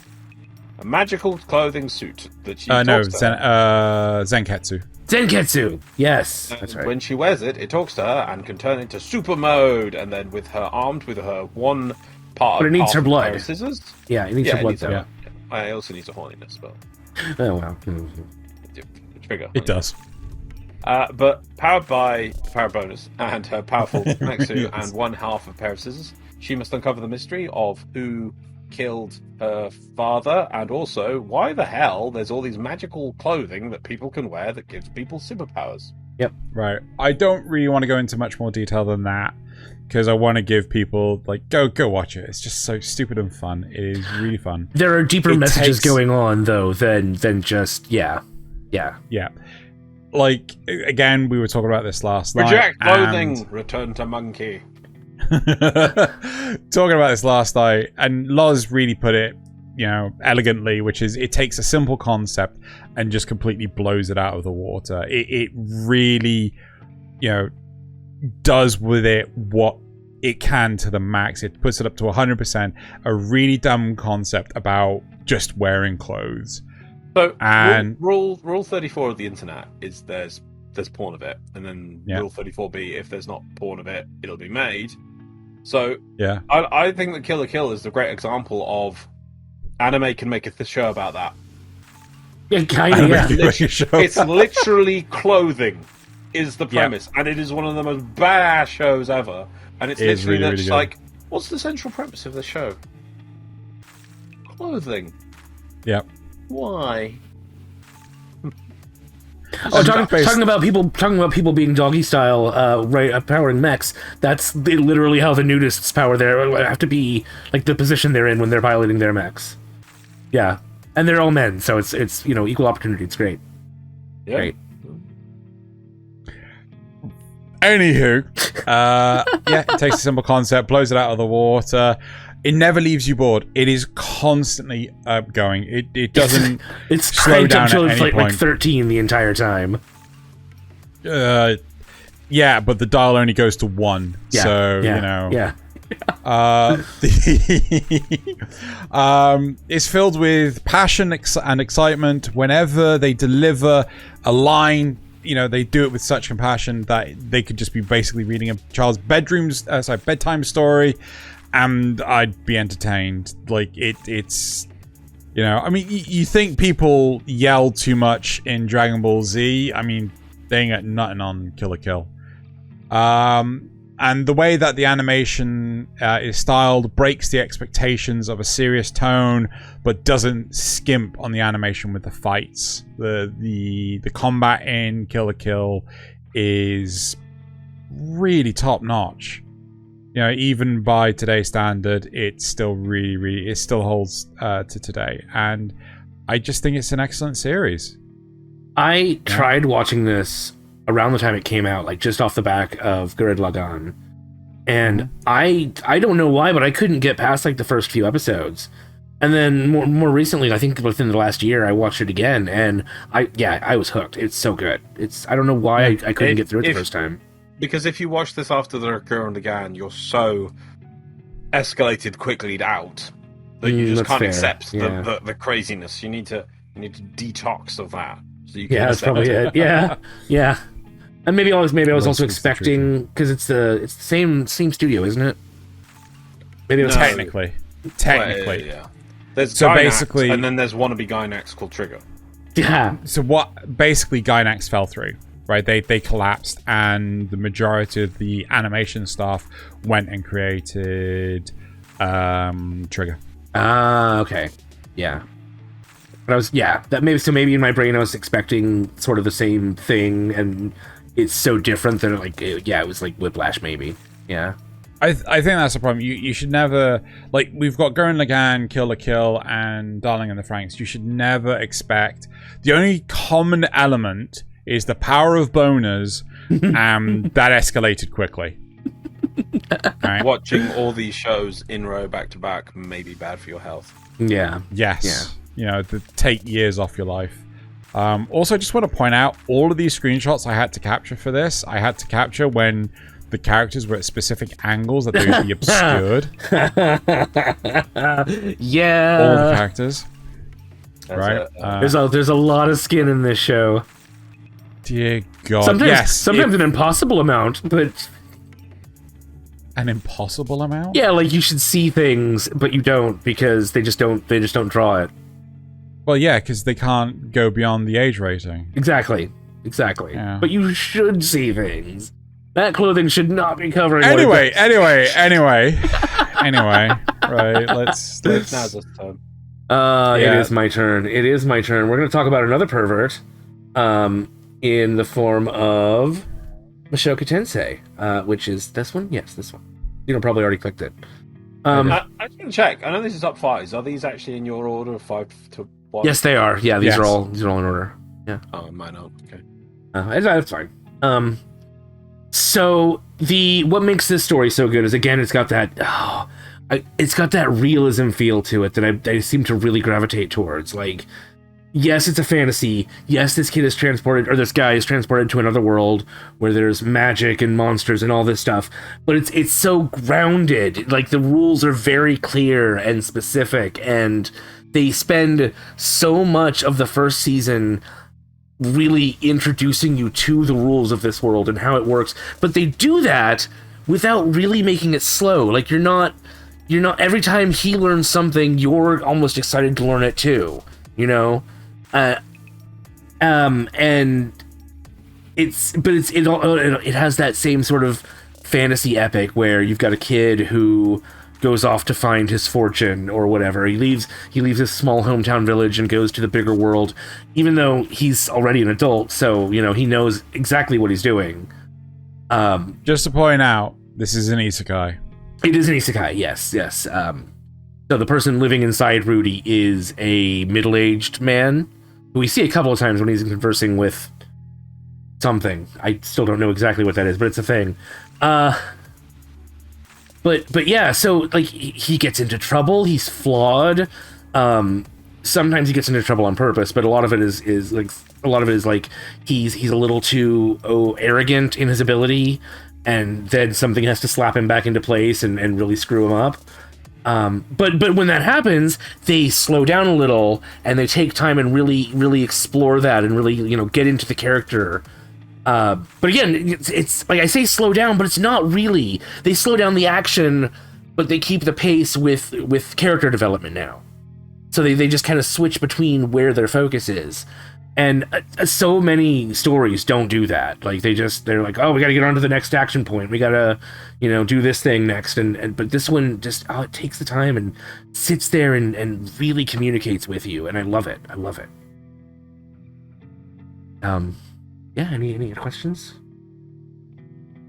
I do feel that the fact that he can make mistakes is a really nice touch with any narrative. Like, yes, the fact that someone can screw up is like that. People screw up all the time in real life.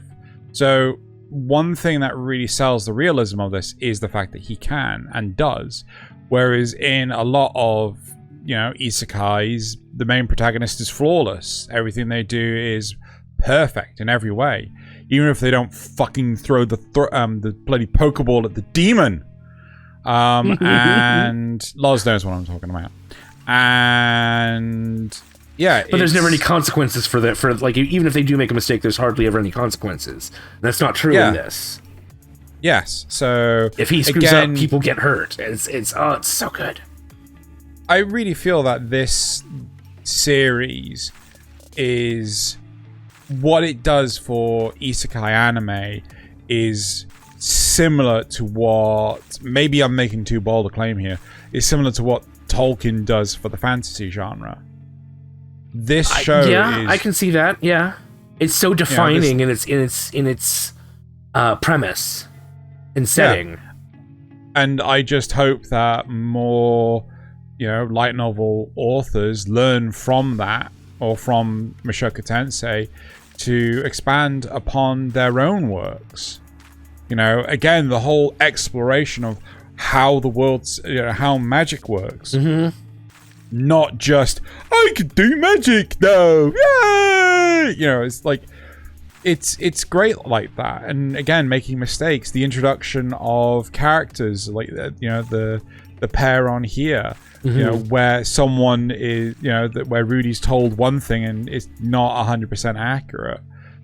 Like, you know, I just like the whole series. This is a brilliant one, and the announcement for the second season has already been made, and can't wait for the second season. Yeah, yep. Listening to his like inner monologue, I love that they have a different voice for that, but it's not always. Am I thinking of this one where it's not always the same voice? Like, sometimes it's his normal voice, and sometimes it's his Rudy voice. No, pretty sure it's his adult voice the majority every time. Of the time. Yeah, most of the time. I don't know if it's every time. Is it? Loz, you took a lot of attention to detail on this. I think they do sometimes both. I think the majority of anything important is done in his original voice. Yes. But I just think there's sometimes when it's just something minor. I think it might be done in the his kid version. Sure. But see, I like to think that that's showing how he's slowly integrating into this world. He's slowly becoming more and more Rudy. He sees himself more as Rudy than he does his old self. Yeah. I don't know. I think he'll always keep that internal monologue because it just will. But with the original voice, it's how it's going to be done. I doubt there's any direction in the manga that says done with original voice or anything. I think it's just a stylistic choice of the anime, and I think it's a pretty good one. Oh yeah, for sure. Very often they just quickly forget. Which is the one? I think it's Slime. I think he starts out with his original voice, and then it just becomes the Slime voice, and then that's it. Always Slime voice from then on. Yeah. I like that has this linking thing that he's in there. He's still keeps you connected to who he was. Yeah. I also feel that Mushoku Tensei is one of those ones that a lot of platforms like Twitter, hated. Yeah. Without really understanding justifiably. it. Yeah. It's like they're like, oh, he's a kid perving on adult people or other kids, and it's like, and he's an adult, but it's like, no, but he's not an adult. He's not. Yeah. Right. He's having to relive this period of life. Just because you have that past, like, I can't remember if he was like 35 or 40 in his original. Like, he was really old in comparison to a lot of isekai characters, but the fact that he is still living in an extremely young body. Yes, he can understand things, but it doesn't necessarily mean he can. He's still at the mercy of his biology, including his brain architecture and the hormones that he's got and all that stuff. Not just that, the fact that, the girl that everyone is claiming he is grooming, right, beats the shit out of him. Yeah. Right? He is not the one in charge of that relationship. No, not in the slightest. Right? So, it's honestly, it's a fantastic series, and so glad you guys made me watch it. Yeah, annoyed that you went and binged the whole thing in like 5 seconds, but it was just that good. It was just that good, It was. I'm actually tempted to binge this again. Yeah. Cool. Wait till we're closer to the next season. Yeah. Sure. What's your next one, Loz? No, I want to say about this. Oh, you got more to say about this? Yeah, go for it. No, I really think. Obviously, it's got taken. I struggled to find 5 for my list. This definitely would have been there if I had to make it. Probably been like top 1 or 2. The animation is beautiful. Mm-hmm. Yep. And that and I love my old detailed animation, and this does that sort of. It does in a modern way, but it does good detailed animations. The character is interesting and not standard. Mm-hmm. Yeah. The world is the way it's set out quite well and defined. It's not just random power boosts and whatever. He has to work at it, and he does. It does come naturally to him. I'll give him that as a bonus. But the relationships are important that he makes. No, it's understanding. He's just he has his understanding of a 40-year-old man in a child's body, so he can and he understands. He looks at things. It's hard to say. People don't realize how more the average person today is probably able to cognitively could probably in a lot of ways versus the average person from 100 years ago or even 1,000 years ago people don't realize how much more intellectual and modern an average modern person would be. They can talk about concepts and things that what's a microbes? What's everything made of? And, these things are taught you in school, and people just blare about them. But just even understanding those concepts enables you to think. And obviously, he brings this to this world, and it enables him to do better. Yeah, it's and then the characters, just great world building, lovely. God damn, it has a map. Yeah, I love that. Yeah, it's a bloody give me a map and different zones do different things. So bloody amazing, and then this in this region. This is this region. It takes us a long time to move to here to there. We don't just teleport. It's I imagine we will probably teleport at some point. Probably getting teleportation magic or something. Yeah, and it's just really endearing. I think it's really great. I think also, just one last thing I want to point out, was that I think Crunchyroll still have this. Normally, the way Crunchyroll does things is that when a show is airing, the next episode, the current episode or most recent episode is kept for a week under premium. I think this show is just kept under premium. Right. Because it's just that good. Sure. In fact, I'm going to check it now, but yeah. Anyway, is it mine next? It is yours next. Tensei Crunchyroll. Let's have a look. So I do not have a Crunchyroll account, and they're still premium. Just say something, but I don't know how. When did 2 years now? 2 years? How old is? Well, second season, or second half of the season just came out in winter, autumn. Can't read that date. 2021. Right, so it's autumn. I think it was autumn. It's over a year old now, and normally Crunchyroll, it's still keeping it as premium because that's how awesome it is, I guess. Yep. So you can say also my scenes, but do support the official ones. Yes. It was mine. I got to pick one if I. Yep. Mine are not top 5. I'm just grabbing whatever here. I'm gonna go with Mushi-shi. Mushi-shi. I will say for my top 5, by the way, I might notice there's no Gundam on here, and that's because I feel we did a lot of Gundam recently. I want to pick some other stuff. Gundam's a given. They're not my top 5. It's just Loz's 5 some interesting stories that you can probably watch and be interesting. So Mushi-shi, I know this one's going to be really quick because I haven't watched this in a while. This was randomly recommended to someone I lived with years ago, and I watched season 1 just thinking, God, this is a bit weird. There is a season 2. Season 1, but before I explain the show, season 1 is a very different thing each week. Season 2 apparently has a longer focus. There's also, I think, a movie in between season 1 and season 2. I haven't watched the movie, I haven't watched season 2, I'm going to say that, but I've only watched season 1. And even that, it really did sell it to me. It's a really interesting show.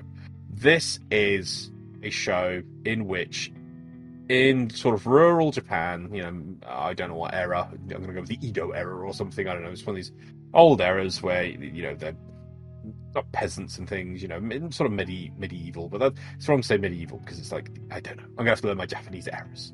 Very, very. It's the Bakumatsu period, clearly.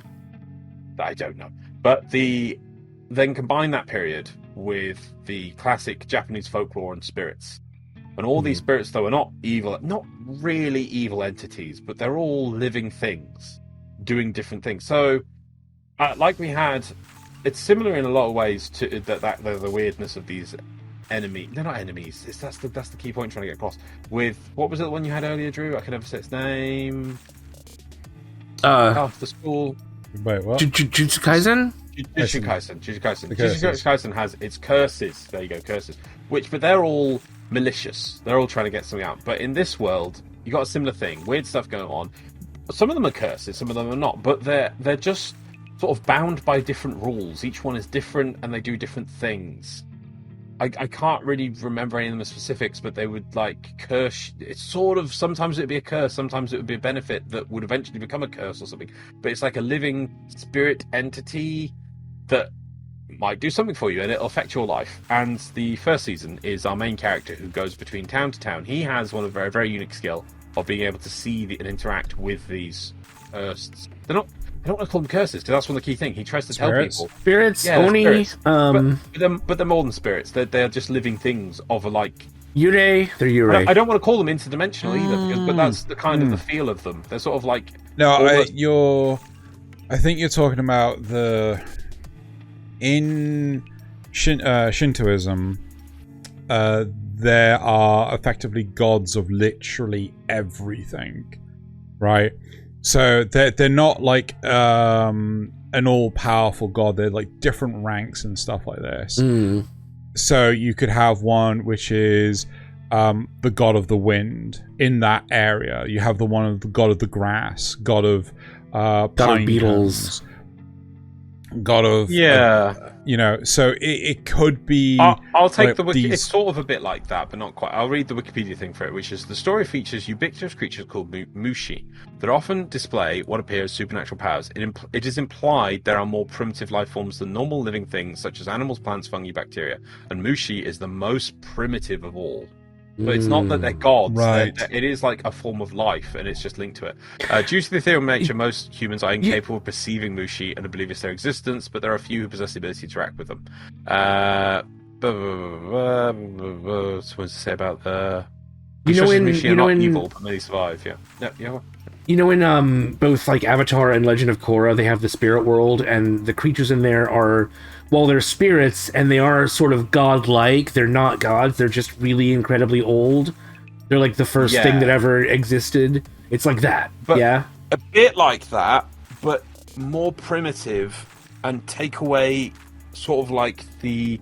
make them more alien and take away the concept of person, because that's the thing in like a lot of these things they make, like, you know, demons in Christianity and folklore and things like that. They are a character with an agenda. Right. These are so much more primal, forces of nature, primitive.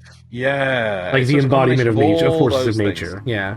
And our main character can see them, interact with them, but also his power attracts them. So he can't stay in one place too long, because obviously he'll attract these things and it'll affect everyone around him. So he has to keep traveling, and sort of he just helps people as he goes around. Sometimes they need him to help. If he doesn't step in, people are going to die. People are going to lose limbs. People are going to whatever. David Banner, sometimes it's like the Incredible Hulk. Sometimes it'll just affect the way they'll interact. Did you just with say people David Banner? Yeah, from the old TV series. Yeah, I mean Bruce Banner. Was it Bruce Banner in the TV series? Yes. Okay. Well, whatever. It's because some Banner. What was his name? He always liked alliteration in his characters. Stanley. Yeah, Stanley. I could have sworn it was Peter David Parker. in the old TV show, though. Anyway, Right, doesn't matter.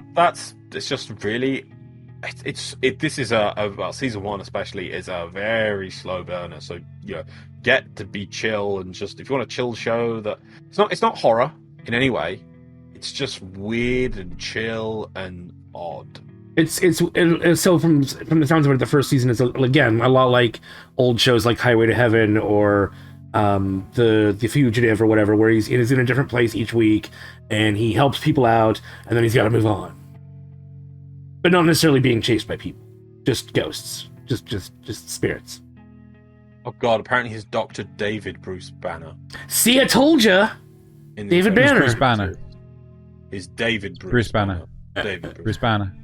Dr. David Bruce Banner. David Banner. Bruce Banner. Anyway, Yeah. So it's really beautiful. It's not freaky or horror or anything, but it's just it's kind of a wholesome. He helps people. I've always meant to go. You do get a kind of annoyingly though. Sometimes you'll get frustrated with the lack of continuation between stories, and sometimes you'll want to know what happened or something. And I heard the season 2 has more of a continuing overarching plot, and I always go around to seeing that, but I just haven't. So yeah, there you go. That's it. Move on. Very cool. Cool. Moving on to That the actually next does sound like something I'd be interested in. I think Because I like those old sort of serialized stories, you know. Quantum Leap would be another good example. Only, in that one he doesn't walk away; he teleports away. But yes, yeah. Cool. Moving on to my fourth one, which is, or my second topic, is Fullmetal Alchemist Brotherhood. So, in all honesty, I'd be amazed if people haven't already seen this. However, if you haven't, you really bloody should.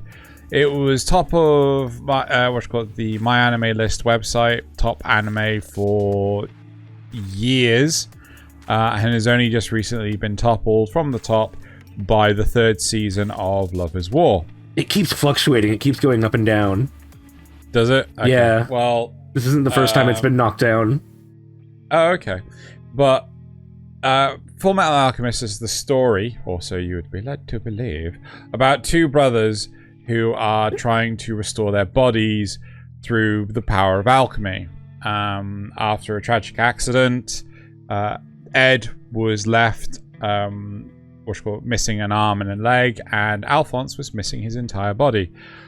Both of which go and explore the world for the fabled Philosopher's Stone. It's always the fucking Philosopher's Stone whenever alchemy is involved. And they need to find it in order to make their bodies whole, because the Philosopher's Stone, as legend says, ignores the laws of equivalent exchange. So it should allow them to actually return their bodies to normal. It is the literal power of God in anime. Oh my god. Right. The development of the characters is incredible. So the initial even not just the main characters. No, especially the side characters. Yeah. The whole premise is that like there is a very large cast of characters that the show ultimately ends up with, but explores all of the characters to a satisfying degree. So when you get characters just, introduced for a short span of time, you still feel something when, something tragic may happen to them and things. So I'm trying not to say too much. The whole exploration of the world is really fundamentally important to the setting. So one of the best elements of the narrative is it turns out the narrative isn't just about the two brothers. It's about what's happening in the world and the fact that they're just a pivotal piece in the greater goings on. And I love those sorts of stories. I loved it in the Predator movie where there's a story within a story. So it's great like that. The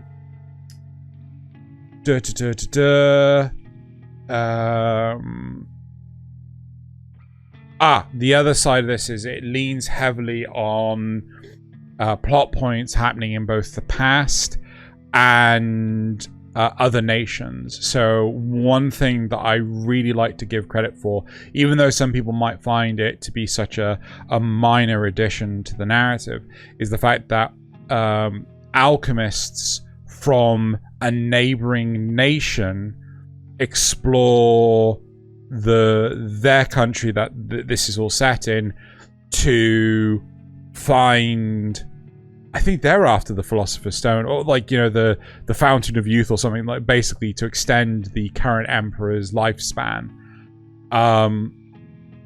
So the fact that they actually have their own way of performing alchemy and stuff like that, I thought was such a nice touch, because they could have just easily made it universal.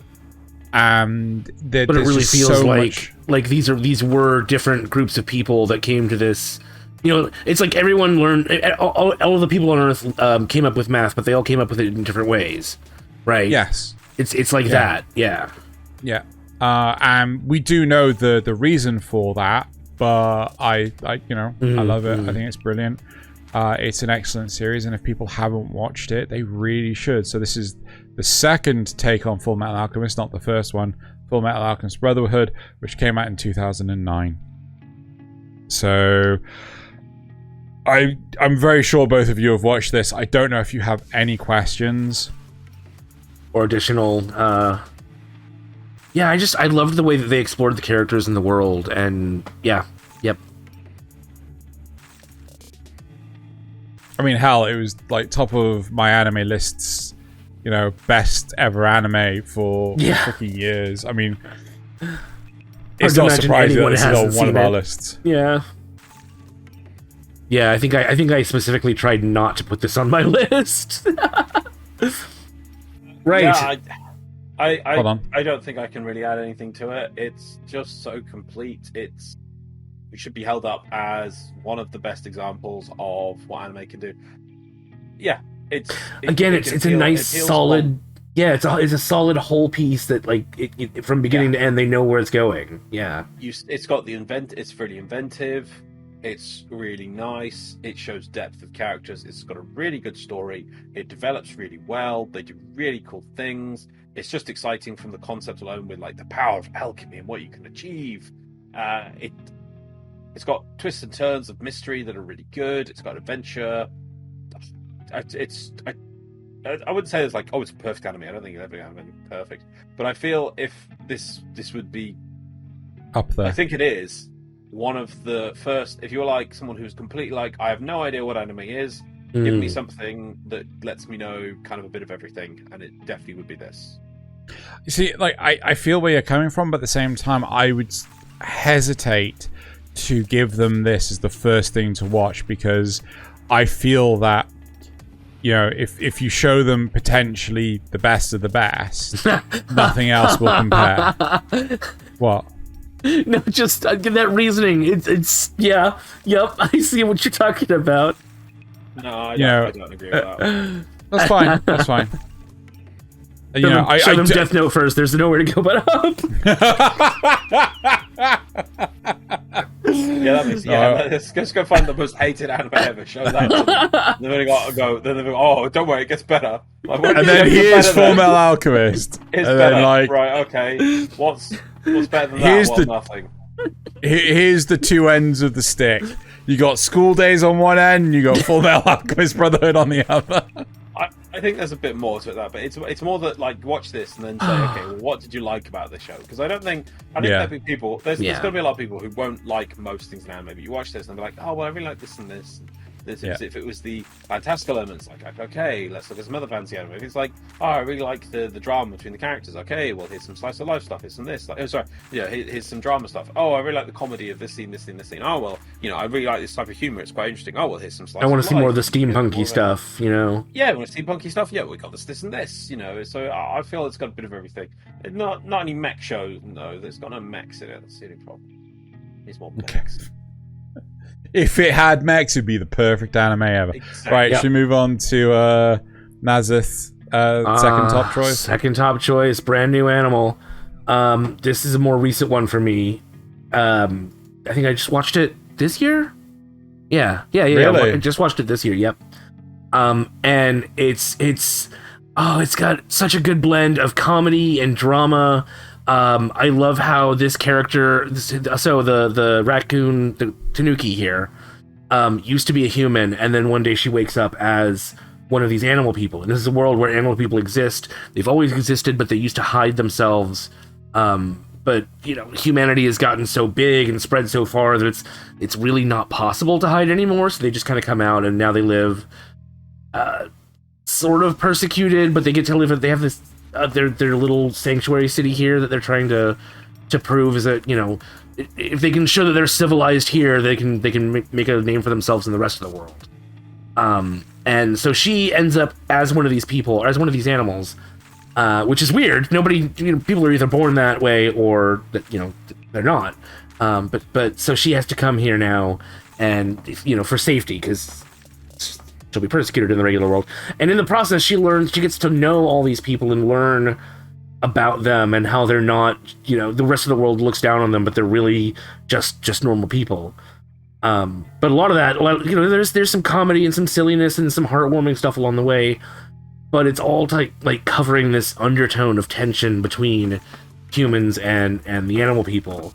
And so a lot of that heartwarming stuff is to get you connected to these people before the drama spikes up again, and you get to the culmination of the whole point. And obviously the point, it's not that deep. It's not really a super deep theme. It's clearly about racism and coexistence and stuff. But that's good. The theme doesn't have to be super deep and complex all the time. You know, sometimes you really won't. Well, yeah. Is this Zootopia the anime?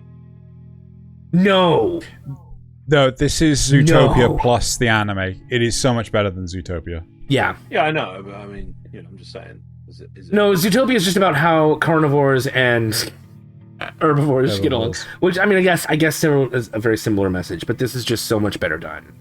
Right. Yeah. Oh, yeah. The clever, witty retort would have been Zootopia. Is this the film? Yeah. Actually, I don't know. The Disney. Sorry, Zootopia, is this the Netflix adaptation? Yeah. Yes. There you go. Yes. Yeah. I even think the humor in this is better. I mean, everyone loved the sloth in Zootopia, but I just think the characters in this are way funnier. Yeah, I know exactly. And the characters are really well done. We've got the person that she's most involved with is the wolf guy that we've seen a few times, and there are like secrets about him that you discover along the way. He's on while you see a lot of the humans are, you know, clearly bigoted against the animal people. He's also, for potentially good reasons, but also still sort of baseless in other ways, right? So he has reason to hate humans in general, but not individually. Like he paints all humans with the same brush. So we get to see him learning and evolving at the same time we get to see, her getting to understand these animal people. Doesn't he also have issue with... Oh god, I don't think he likes the animal people that exploit other animal people. Yes, yeah. And also, I think he has a big grudge against the fact that the animal people hide their yeah, he doesn't think they should have to, and yeah. They shouldn't have to hide, but, so... Was this a trigger? I can't remember if this was Studio Trigger. Don't remember. Maybe we should start adding studios to the information. I mean, it's very reminiscent of Studio Trigger, at least. I'm going to quickly look it up. Okay, yeah, you do it. Planet. So, what about this really makes it into your list? It's got that realism feel to it while still being clearly, fantastical because there are powers and animal people and all that stuff. But it is Trigger. It is Trigger, yeah. The art style is amazing. The characters are really well done. It's such a nice, solid, complete story. I think that's another thing. Aside from Mushoku Tensei, all of mine are like, the story has been completed. You get to see exactly where it goes and what they wanted to do. That's fair. Yeah, it's so well put together. I think one of the things that I really like about Brand New Animal is the fact that the main protagonist, the main crime sleuth, our investigator, so to speak, is this struggling female character. And one thing you haven't pointed out is we always see her in this Tanuki form. That is because she cannot change back. Yes. She is stuck. Right? Yeah. So whereas the natural animal people can go into a human form, she cannot. Even though she was originally human, she's lost the ability to change back. She has other abilities within her. She could change the shape of her body and things, and I think she makes her fist massive at one point. Yes, she can also grow wings. Yeah. Which is a very large element to the Tanuki legend. That they are shapeshifters, but yeah. It's brilliant. Well, it does tell a moralistic tale about not judging people, not prejudging people.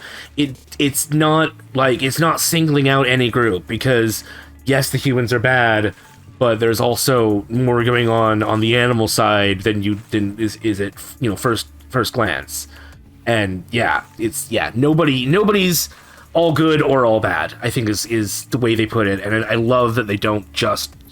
I love when stuff doesn't shove it down your throat. It presents it as it really sort of is, and life is full of shades of gray. Yeah. Actually, just thinking about it, you were saying, Loz, is this what's it called, the Netflix adaptation of Zootopia? Actually, to be fair, I would say Beastars is the Netflix adaptation of Zootopia, even though Netflix did Beastars and Disney did Zootopia. What? Sorry? Beastars, which I haven't watched. Yes. Yeah, Beast, but also Stars. Beast Stars. Beastars. Yeah. So it's no, not quite. So. Brand New Animal's brilliant. I love it. Just look at this scene. Look at the background is sort of flat and imageless. It doesn't have a lot of texture to it, but it's still really detailed and stylized. And the people are look at the poses and just it's so good. It's Trigger. Yeah. It's Trigger. Yeah. They work well with Netflix. Yeah. So. Have we got 3 Trigger things in our list? So far, yeah. I think at least, yeah. I mean, to be fair, if we want to go Trigger Gainax, and also, you've got GunBuster. Isn't each Trigger in a different one? Isn't we've each got a Trigger thing on our list? I think so. Yeah. Yeah. Well, Scroll down, Nasuth. No, up a bit. Yeah. So we've all got one. So yeah. Cool. Should we go to? I think I know which one he's one? saving for last. I don't know. GunBuster, please. I was wrong. You have Yeah, I thought he was going to save Signscape for last. There you go, Loz. Oh, but GunBuster's is one true love. Loz wasn't here last week. He doesn't know the true that they're doing a new release of GunBuster. That's true. Yeah. My word, really? Yeah. Man. It's actually getting a dub. Mad people. What? Wait. What do you mean? What are they redoing it, or are they just re-releasing it and upscaling it to 4K? I don't know if they're upscaling it to 4K. They're giving it a dub, but maybe they could upscale it to 4K. Yeah, some new company like bought up a bunch of stuff and they're giving it like dubs and stuff and releasing it in higher quality and yeah. I wonder if they'll finish animating the last episode. Probably not. What, of Evangelion? No, of GunBuster. I don't remember the last episode having issues with the animation. It's when it comes down to the final thing, the final fight. Okay. And they do it in like. Right, fair. But it kind of at least. Right, yeah. It's clear to say because they ran out of budget. But it does feel quite cinematic because of it. It's like, wow, this is crazy. So GunBuster is just bloody amazing. It is a show that didn't even know what it was when it started. It doesn't even know what it is when it finished. Even though it finished, it is stupid. It is simple. It is stupidly clever. It will teach you science. It will. It will actually teach you science. Yeah, it's just I don't know why we're stuck on this picture of just a photo. And I don't know either. Let me go. No, it's fine. Sometimes this goes out of sync, and yeah. No, this photo is super important as we. Apparently, yeah. Wait, this is on Crunchyroll? There we go. We didn't watch this on Crunchyroll. This is a mech show, and this is one of the best. This is a great example of. I just love this beautiful animation quality. I mean, look at all the bloody. The debris and the wires, and yeah. The warping of the metal around the damaged area. It's like no expense was spared on animating this. But I don't even know what this is that he's been stabbing or blown up in the back. I just know it's amazing. It's a spaceship, probably a ship. What is GunBuster? What is GunBuster? So GunBuster. What is GunBuster? I'm just going to try and start it because it's only like 6 episodes long. Is the other thing, and it just goes from a mile a minute. So. As I say, they didn't know what it wanted to do when they started out. What's it start out as? It starts out as girls learning to do PE to pilot robots. Pretty normal sized robots. Including doing exercises with the robots and then also doing exercises outside the robots. And this is how you learn to pilot robots. And all of a sudden, it sort of escalates and now we're in space. And then I won't describe in detail, but then we're saving humanity from. Then we're Gainaxing. We're Gainax posing. And then Jupiter happens. Then we're GunBuster posing. Ostensibly, it's about a girl who is looking for her father, who went to space and disappeared. No, she finds that. Yeah, well, that's how it ostensibly starts, and then quite quickly moves away from that to saving the universe, or at least the galaxy. Why is it amazing? At least half the galaxy. I've ragged on it is just beautiful. It is Gainax, which is like they were like just crazy ideas. It's like okay, put that in a show. The setting. It's like their second or third production, I think. Probably. Can we have early.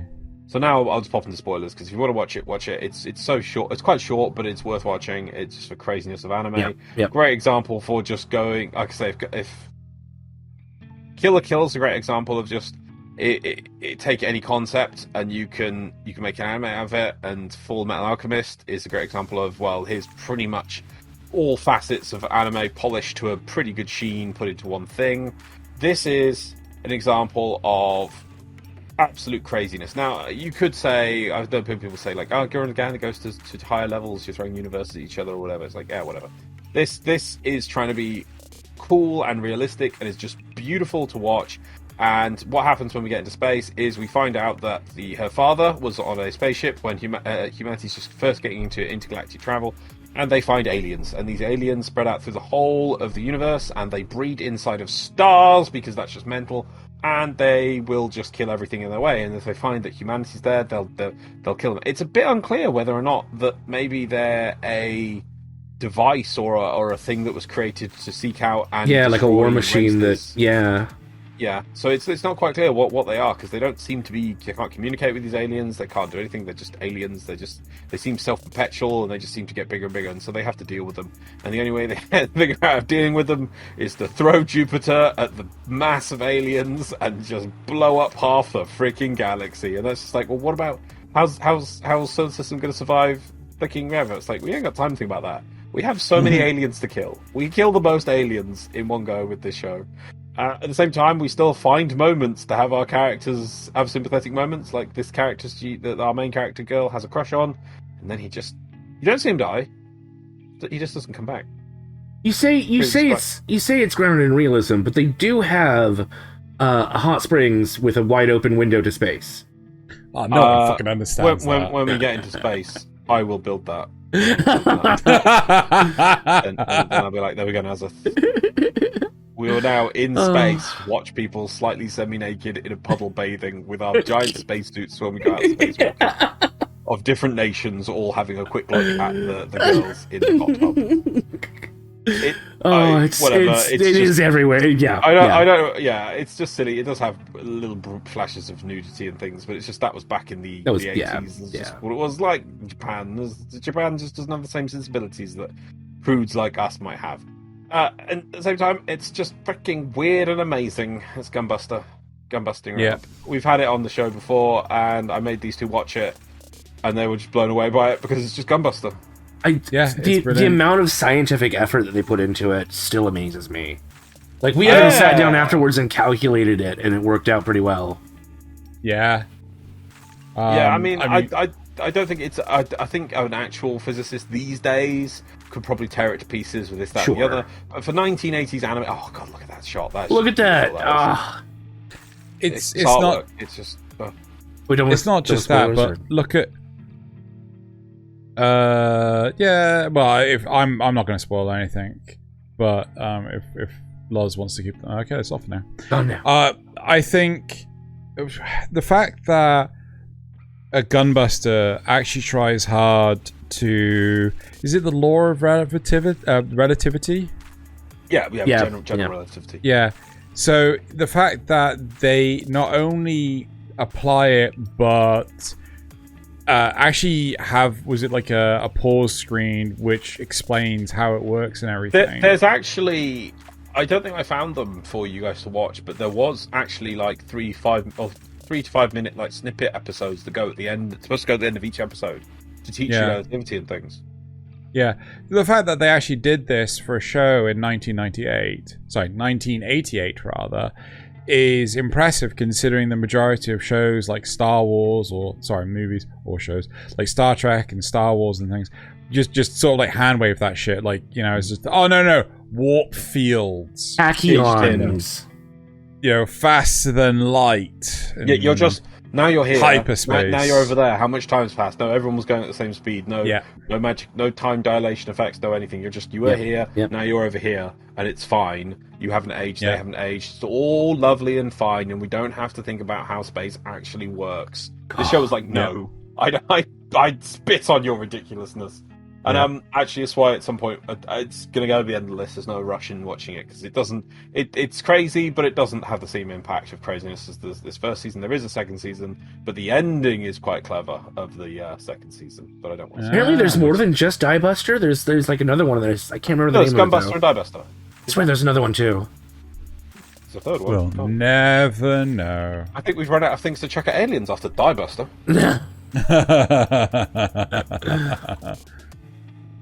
Aliens left to chuck things at.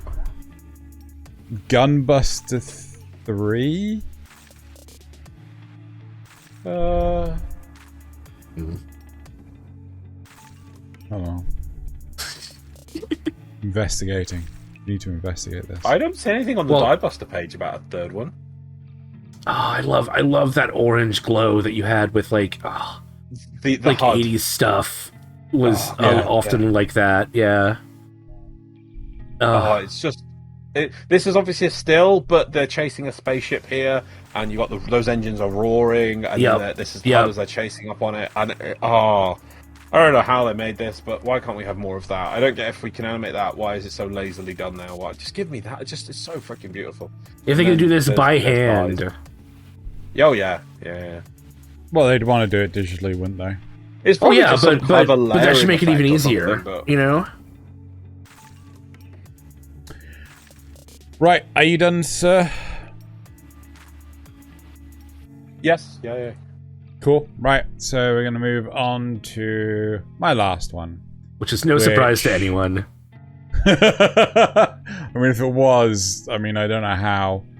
So, my last one is the 2005 edition of The Guyver. So I can't think when the last time I was that actually I referenced the Guyver. I try to keep it sparing because otherwise I'll just fucking fanboy on it and how often. So the plot is that the world is puppeted behind the scenes by an evil organization called Kronos. And accidentally, our main protagonist is caught up in shady dealings and ends up acquiring and equipping a universal suit that is dubbed by humanity called the Guyver. Basically, the whole premise of the show is that our main protagonists are just trying to survive, constantly being literally headhunted by this evil organization, Kronos. And it starts off very monster of the week. You know, this came out in terms of manga around the same time as Kamen Rider and Power Rangers, in terms of I think Skullman was also around the same time. All this stuff was coming out, and the author of the manga turned around, he tried to pitch another super suit based manga, and the editors were like, there's too many of these coming out right now, you need to make yours special. So he made his biological, so it was this organic super suit. And yeah, it became the Guyver itself. The series is fantastic. I love the idea of not only is there this evil organization, but they are so deep rooted that you can't do anything, right? That they try to go to the police. They silence the police. They try to go to the media. They silence the media. And everyone. If the Illuminati existed, this would be what they were like, or what they're like. Basically, yes. They try to go to the Senate, and they say, "I am the Senate." Yeah, pretty much. So yes, I'm a big fan of power suits. I love Tekkaman Blade. I love some Kamen Rider. I love all this sorts of stuff. But one of the big reasons why I love Warframe. Loz. It's like the Guyver. It's Guyver. It's like the Guyver. Hey, Loz. Look, they're making a Guyver-esque game. Play it with me. Oh, I don't. Come on, sign up for Alpha with me. I wish I did. I was like, oh god, Drew, this Guyver fetish. It's going to be a game. It's like an Alpha trailer footage. Okay, fine, Drew, whatever. And then later on, it's like, okay, so one of our other friends is playing this Warframe, this thing. Yeah, that's the game I like. It's like Guyver game. Okay, fine, Drew, we'll play Guyver game. He's actually toning it down. It was so much worse than that. Like, I'd call him up at like 3 o'clock in the morning and just go screaming down the phone, Guyver game! Anyway. Why aren't you on here with me yet? Yeah, why haven't you commissioned somebody to do a Xenogen skin that's for Guyver? Because I don't know. Would get rejected in a heartbeat. D doesn't want to use anything that's close to copyright. You don't just make a Guyver, you clever. Be clever, man. Anyway, so me trying to sneak it in. Jeez. Anyway, so I love the fact that the power suits are biological compared to pretty much any other power suit series or manga out there. I love the element of, not knowing who to trust, and I like the fact that they use the hero's dilemma properly. So again, the Guyver, sorry, the show who has the Guyver doesn't willy-nilly just reveal it to anyone, because otherwise those people will become targets for Kronos, because they are not above board or below board or whatever you want to call it to just the ends very much justify whatever means they decide. Exactly. Whatever means they want. Yeah, so if it means just kidnapping family, friends, or what have you, they'll just do it. They don't care. And this is killing babies, butchering kittens, eating pineapple on pizza. They will stop. Whoa! Yeah, you can't say that. Yeah, so it's great. I love that. There is a very, even though the show is quite bright in terms of colors, it is quite grimdark. The fact that people are just there's quickly put on the spoilers. So later on in the series, I'm just going to give people actually time. Yeah, right, okay. So later on in the series, show's father gets kidnapped and is turned into a zoonoid that is specifically designed to kill the Guyver. And show thinks, oh, that's just a person made to look like my father, not realizing to begin initially that is his father. Ooh. And then ultimately with his brain gets crushed and show on autopilot kills his own father and doesn't know he's done this. He ends up getting PTSD and everything. Another time they're trying to escape a town. The entire town has been turned into zoonoids, the monsters. And again, the entire citizens of the town don't even know it's happened. They've been disappearing and reappearing things, and they've all been turned into monsters, and they've all lost control, sort of thing. So Kronos used them as a booby trap. So often the characters have to stay out of the big areas in order to try and protect people. Yep. Again, keep the spoilers on for a second. One of the big things again that I like is the fact that Sho tries briefly to live a normal life after the first couple of incidents, but then very quickly stops going to school because it just keeps on getting worse and worse, and he has to end up going into hiding and things. Again, just brilliant because he's being hunted. Well, it's not more than that. It's more than that. It's that this is the agenda of the aliens on this planet. They are in charge, and he tries to. They're not aliens. Zoonoid DNA, Zoonoid whatever. Okay, whatever. They're made by aliens, whatever. But still, they're now. You're not human anymore. Sure. A Zoonoid is not a human. Sure. They are in charge of the world. Subtly, and they're not gonna march down the streets until they do. But at first he thinks, you know what? I'm just gonna go back to my normal life. I'm not gonna use this power. Just gonna hide away. And it's like, no, that doesn't. Even if you did that, they're still gonna win. They already have kind of won, and you might be able to hide it. Maybe it'll never get discovered, but their agenda is gonna move forward now. And he goes, well, I've just got to do it.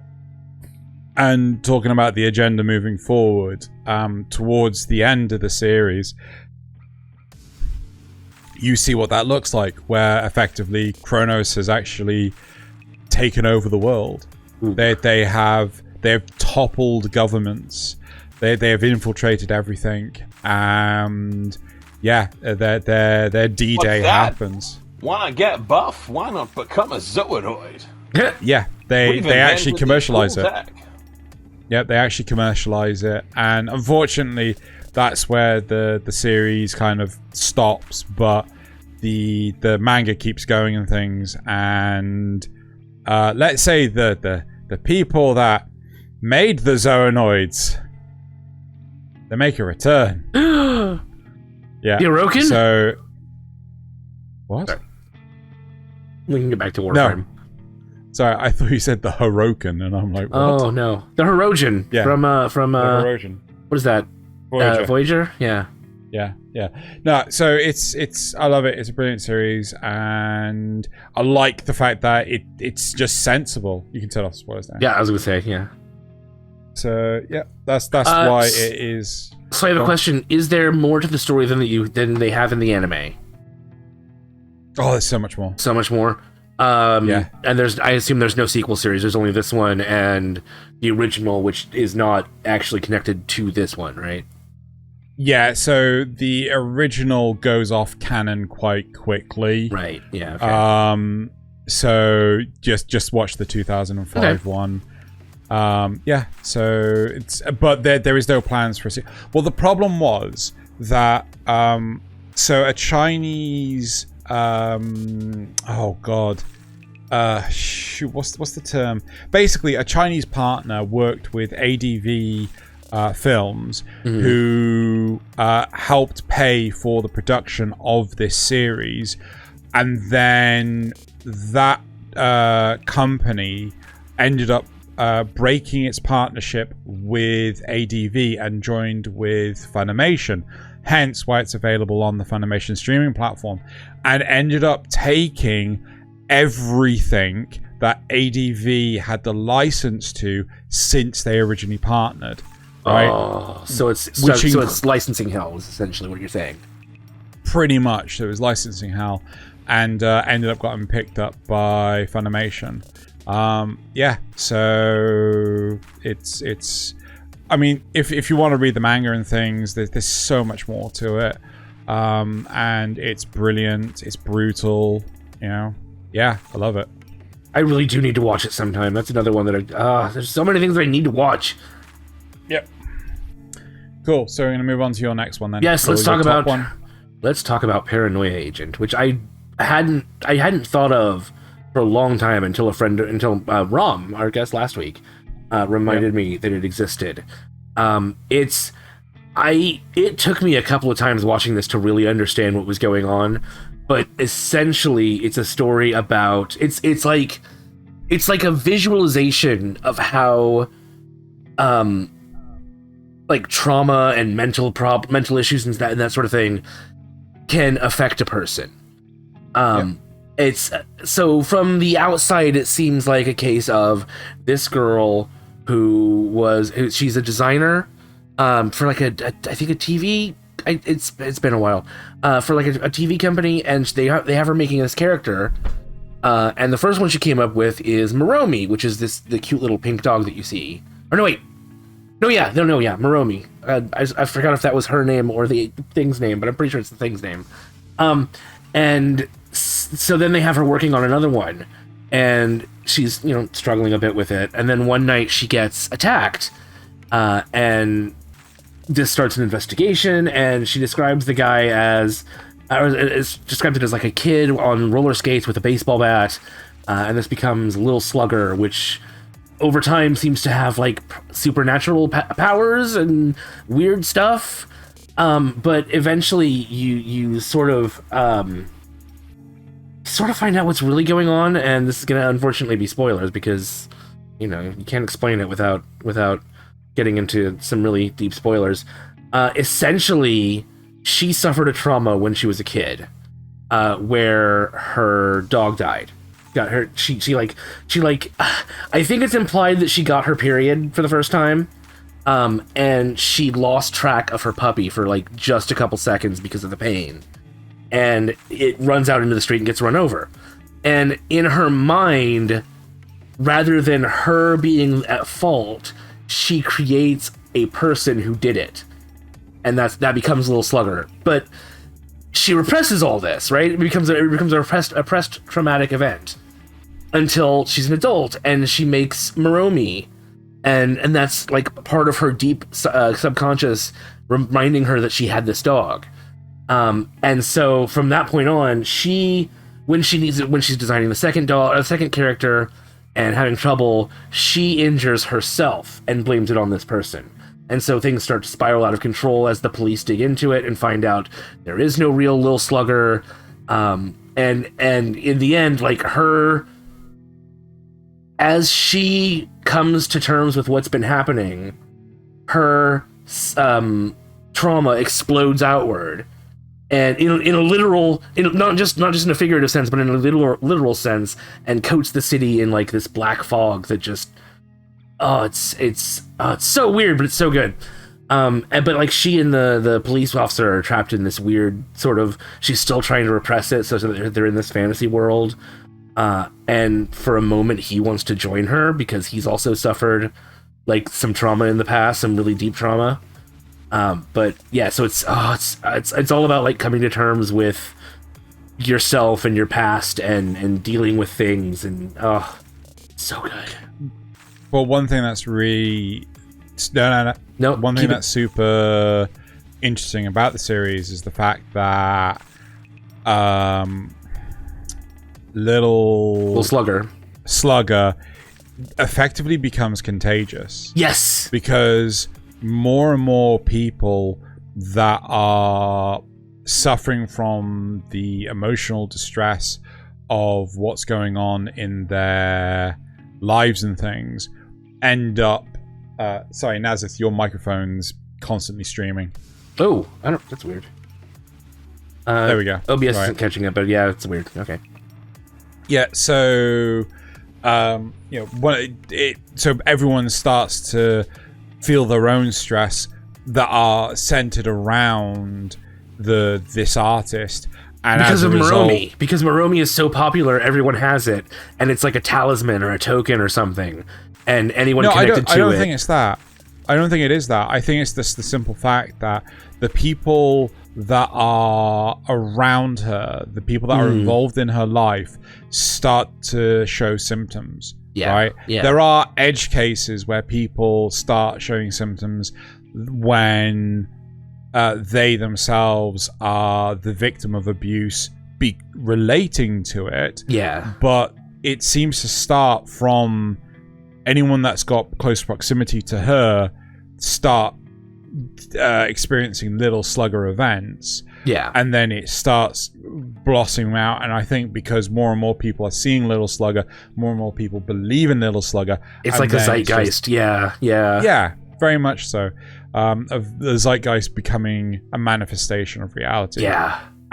It's really interesting how many people want to escape the problem that they're experiencing and put it on something else. Say it's the fault of that thing. To go in a little more detail, this scene right here, the boy is a victim because he resembles Little Slugger, and the woman is a victim because she not only has contact with him, but is also the colleague of the artist. So there's two different. So she ultimately becomes a victim herself. It's just really interesting how, it kind of spreads as kind of like a disease. Yeah. So No, we don't know exactly how it's what the cause of all this weird stuff is per se. Like, is she psychic? Is it just some weird spirit thing? There's no real explanation for that, but it's not necessary because it's more about exploring the mental state and that sort of thing. The manifestation of stress. Yes, yeah, it's a good way to put it. Yeah. To be honest, I think I'd like this one more now. Yeah, you can turn that off. I will. I think I would appreciate this one more now because I'm older and able to appreciate it. But I remember seeing it the first time and I didn't like it nearly as much. I saw this when I was in university and things. I didn't think I enjoyed it nearly as much. But I think being able to relate more Mm-hmm. as an adult and things. I'm able to just go, oh dear God, yeah, I can appreciate that. I'm actually tempted to give this one another go. Hey, I'd watch it with you. Yeah.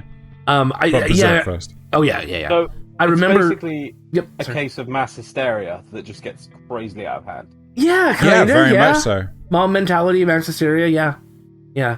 I remember. So I like I said, I had to watch it a couple times myself. Because I get you. The first time through, I didn't get anything. I was like, what is going on here? But it was weird enough that it got my attention, and I wanted to go back and try it again. And yeah, I agree with you though. The weird thing is, I felt that Paprika did this narrative better. I haven't watched Paprika. But you haven't seen Paprika? Oh, we're gonna have to watch that. The list is getting longer and longer. It's a movie that's done by the same studio and everything, and oh really? Yes, it's basically the same principle. So yeah, we should watch Paprika. I mean, it's a movie, so it's one evening. I think, didn't we also find out that this is the same group behind, same studio behind Magnetic Rose? You don't remember what Magnetic Rose is, do you? No, not in the slightest. It's the one in Memories. I think it might actually be. I don't remember. Fair enough. Cool. So unless Loz has any questions or anything, Nope. we can move on. Right. That was final point. Yeah. So let's move on to Loz's last one. Oh, Steins Gate. The Gate of the Stein. Is it really on Netflix? Is this Ben Stein, or is this Jill Stein, or who is this? Who's Gate? Hey. Shut up. Steins Gate is a show about the scientist I always wanted to be. No, you're not wrong.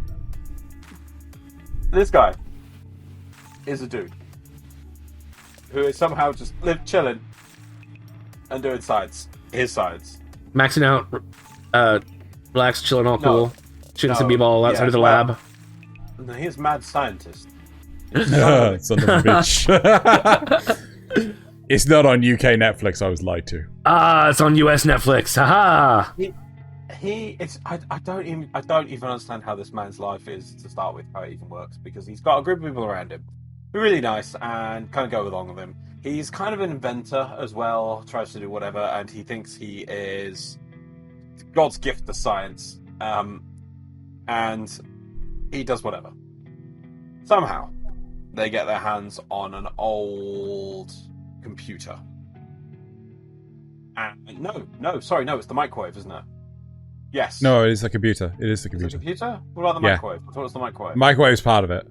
It's just they kind of plugged it in. Oh, they have to. Right, okay, it's an old computer, which actually had a weird boot system originally, actually in actual truth. And again, this is the case of building an anime story around something. It is literally around the fact that I'm going to find out what it is. A old computer had a double boot property weird thing. It's an Apple IIe. Something like that, yeah. So Steins Gate computer. I thought it was an IBM. Oh wait. Yeah, it's that kind of old stuff. Right. Running IBM 51,000 or 5100. 5,100. Yep. Is almost direct parody of the real world IBM 5100, both in name and appearance. Produced by IBM 975 discontinued. Like depicting Steins Gate, the real IBM 5000 supports APL and basic programming and offered 3 programming solving libraries. However, the secret power of this machine to boot into this was designed by the Illuminati or something. Their time-Carroll narrative. Wasn't it? No, CERN. I don't know. It's a link through CERN. It's just. I think I have to rewatch this. It's been years since I've seen it, but I just remember it was bloody insane. And what actually happens is he kind of alters time by him messing around with this machine at the same time making his own machine, along with putting bananas in a microwave. I think it was. Oh come on! Why not pickles? Oh. No. So the really funny thing is, whenever they put anything into the microwave, it would turn into a giant pile of goo, right? Like translucent green goo. Yeah, he made green, the purest of green. No one gets the back. And the best thing was that whenever they were, because this is like at the start, I'm no need for spoiler time. No spoilers. Like the best thing was that they were running out of money and they kept on using a whole bunch of bananas. But then they discovered it was doing something by only putting one banana in the microwave. Then when they opened the door, the banana was gone. It was reattached to the bunch and was a pile of goo. Yeah. Goo travel. Yep. And so then we go on a journey of trying, because they've done this and they're now on the radar of the Illuminati and CERN and everything else. People start coming after them, and people start dying and whatever. And then we figure out how we can reset time and travel to alternate timelines. And then they start adjusting things and doing things. And this changes this, that, or the other, which includes like figuring out that if you they even figure out if you do certain things, you can change the gender of a person if somebody does certain things during pregnancy. That's a plot point. Because the character wants to be the other gender, so they turn them into the other gender. But hey, why not? Spoiler time. If you don't want to see spoilers, go to this stuff. I definitely feel people should give it a watch because it's just crazy anime, and it literally is around a microwave, bananas, and a IBM 5050-100 header double boot system. That is what this whole thing is based on. But because they start altering the timeline, crazy things start happening, such as people traveling from the future back to where they are to try and fix timelines and do things. People trying to assassinate them. People who only talk to them through phones. And then this lady turns up because she's just like, wait, I'm a real scientist. You're an idiot. And this is why time travel is impossible. Yeah, and it's all about that. But he did do science. He did do things. His craziness has somehow managed to affect the universe. He has. Yeah, it worked. It's the log. It's the power of the log. Then they start hitting a dead end. No matter what they do, somebody's going to die, and they have to try and undo everything they have done so far. Everything back to the original, playing with the microwave and everything, just so people can live and whatever. And it's amazing. It's just crazy. It's just off the wall madness. Random. It's the butterfly effect on steroids. Now again, no, it's the butterfly. No, this is what the butterfly effect wishes it was. Without Ashton Kutcher. Yeah. That's what I mean by steroids. It becomes a Chad, you know. The thing, though, I do feel it is a bit limiting of the show is that it is based on a visual novel. Visual novel?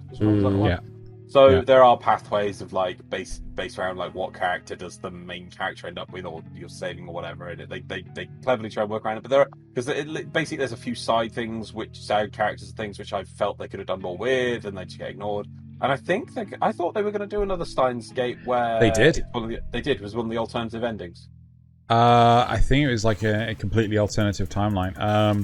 I know it came out comparatively recently. Is Steins Gate 0?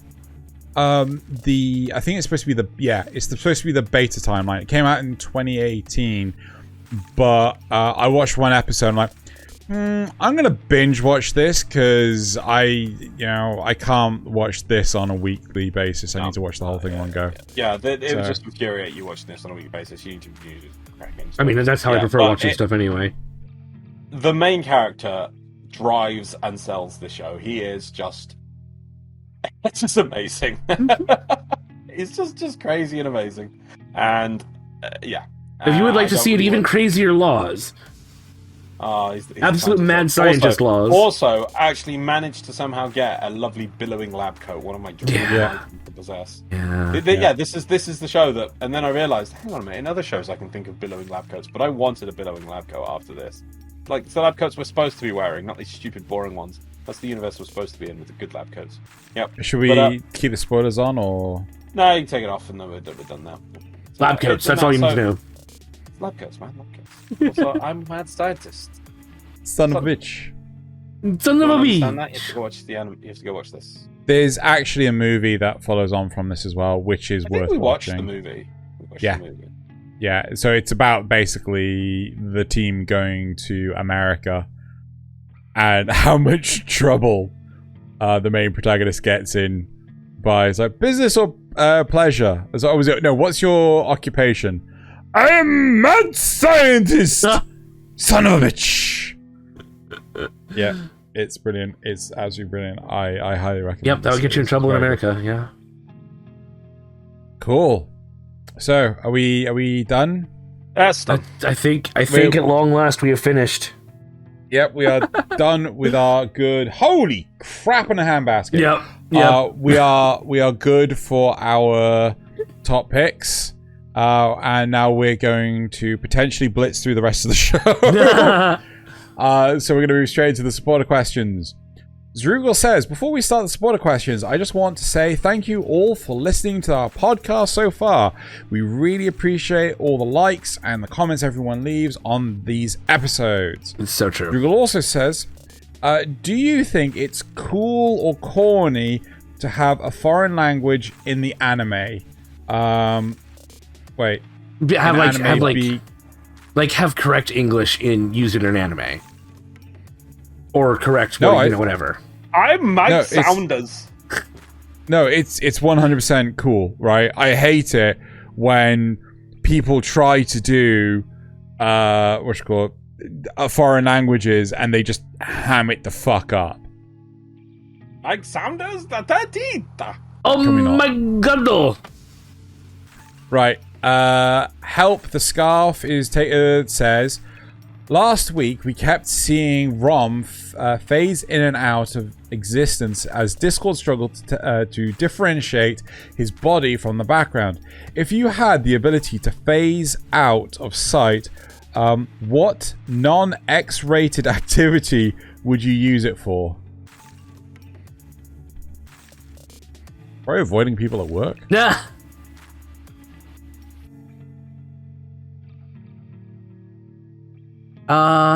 Loz is thinking. Powering nuclear reactors. Powering nuclear... What? How... Okay. Okay. I swear I had something for this when I wrote it, and I've since forgotten. So, probably find out the secret headquarters of the Illuminati. Yeah, there you go. Clearly. Yeah. Something about Scarves also asks, what do you call a drunk anime fan? A tumbleweeb. A tumbleweeb. I don't get it. Do you not know what tumbleweeds are? You guys don't have tumbleweeds over there, do you? Well, we know what a tumbleweed is, but what's that got to do with a drunk anime fan? Well, when you're drunk, you tumble over. Drunk. Yeah. Okay. Backup Loz says isekai protagonists are actually very unlucky in some ways. For example, when their otherworld parents say, "We had to make a lot of sacrifices to get you into that school." It takes a dark turn when you realize they're druids. What about the power of the druids? Okay. There's no question there. It just stopped. It's just stopped. Okay. Backup Loz also says, yeah, no, I didn't realize that was going to happen. Right. Druids are scary, man. If they throw salt at castles, they collapse. Didn't know that. Did you know that they could have their cake and eat it too? Yeah. Right. So Backup Loz also says, imagine that the members of Kanpai Cast are each being offered a chance to voice act or for the dub of a new epic high-budget anime. The pay is good. The parts seem to be made just for you. However, you can only learn your parts by having Xeno read them to you first. Do you take the job? Oh, the dulcet tones of Xeno. Yeah, of course I would. I mean, it'd be hard. It'd be hard because I'd have to, have him repeat the lines like 3 or 4 times. But yeah. No, yeah, I could do that. I think Loz is screaming so loud he's broken his microphone. Yeah. You don't know your memes, do you? I'm firing my laser. I don't know which one you were trying to do. I thought you were doing the weird cell face. I thought you were doing the weird cell face with the laser beam coming out. Anyway, right, so moving on to the comments. Strommus Voidshell says, that didn't seem like 2 hours. I wanted to mention and thank Xeno. Wait, I wanted to mention and thank Xeno's offer to help me sailing. But I'm too lazy to add more anime than I already watch. I just like listening to you guys during my work week. That's appreciated. I like to think it didn't seem like 2 hours because Rom and I just have amazing chemistry. Oh, okay. No, I did not know that one, Loz. Strombus Void Shell also says, nice, an introduction to the guest. Not throwing shade, just teasing. Yeah, he's totally throwing shade. Do that more. He's totally throwing shade. No, it's just teasing. Right, Rule says somebody want to go in with. Somebody want to go in with me to get Loz that toaster for Christmas, maybe. So this is in relation. I think I have to go here. I think it's still in the assets, but I don't remember exactly which one. Unless you saved over it. Oh no. I think it's. Oh my god, where is it? Oh, it's not here anymore. There it is. It was 3 all the time. Oh, so this is for Loz's benefit. This is the glorious nation of Zeon, or Principality of Zeon. Yeah. Oh my god. Yeah, so we showed that off last week when you weren't here. There's a whole range of Gundam survival gear. Can we see the Honnaemise model again? Because that I didn't know what you were talking about. Oh yeah. Beautiful. So that was, I don't remember how much it cost, but it was quite expensive. It's life size too, so it's like I think 4 feet tall or something. Yeah, it's something stupidly expensive. It's like $3,000 or something. Yeah. And look at the detail. It's so good. I would love to have it, but yeah, it's stupid expensive. Yeah, I was like, if it was like this fit, I was like, oh, yeah, it's like 3,000. Like what? No, yeah. Zrugul also says, my favorite iconic animated movie would be, I had a lot of trouble actually figuring that out. Maybe Howl's Moving Castle. It was a good choice. Good choice. The Awesome Todd says, a wild Rom being caught and you're doing this show for you under suspicious circumstances, question mark? Yep. Totally bribed him with, I don't know, something. Marshmallows. Todd also says, you keep throwing shade at Overlord and I will find you and I will force you to watch all the seasons. Do not test us over the Overlord loves. Right, we have seen the first 3 seasons. We're waiting for the 4th season to get a dub so we can watch. Actually, no, to be fair, Loz has actually already started. Yeah. I promise you, the stupidity knows no bounds. I was waiting for the. I know I complained about it, and then I finally saw the next episode to resolve that cliffhanger thing. Yeah. Oh my god, it was stupid. Well, wait until next week. So T-Rex Paddock also says, Grave of the Fireflies, 1988. Also a great pick. I mean, it's depressing as all hell, but also you can't deny it is amazing. Okay. All right. And now it is time for that time of the week, the best time of the week, the memes. So Nasuth, do you want to make it? I will make it big. You tell them where they can find more memes. You can find more memes by going to twitter.com/Kanpai_cast. We do 3 memes daily, and they are glorious, all taken from the Reddit, including these memes. Yep. These are all from the Reddit. So, friends, want to hang out this Sunday? Me? Sorry, I have plans Sunday. My plans. Yeah. I agree with these plans. I'm here instead. Oof. When you find a hair in your burger, but the burger stand guy is bald. Okay. So I don't know why they used this, but I like to think it's for Stray. Can you tell us what led you to your success? No. Stray is just amazing. What's that cat from? Nichijou. Right. Director of X-Arm, when asked how he's going to make a show with the budget of a Dorito bag, we'll do it all in CG. It'll be okay. You are the punch. Oh god. Yep. Average Onichan user. Average Aniki wielder. Yep. Aniki! Yep. And finally, the president probably doesn't know anything at all. Third world country, first world country. Where does she live? Yep. Yep. Okay, so moving on to my first meme. after saying, "Can he beat Goku in the church?" Me, Christians. My second meme. What the? So this is the teacher guy that is in Jujutsu Kaisen, right? But it's Gordon Ramsay. Oh, I mean, tell me that doesn't work. Yes, that's He's perfect. the business guy, Loz, that like will only work until he gets superpowers in overtime.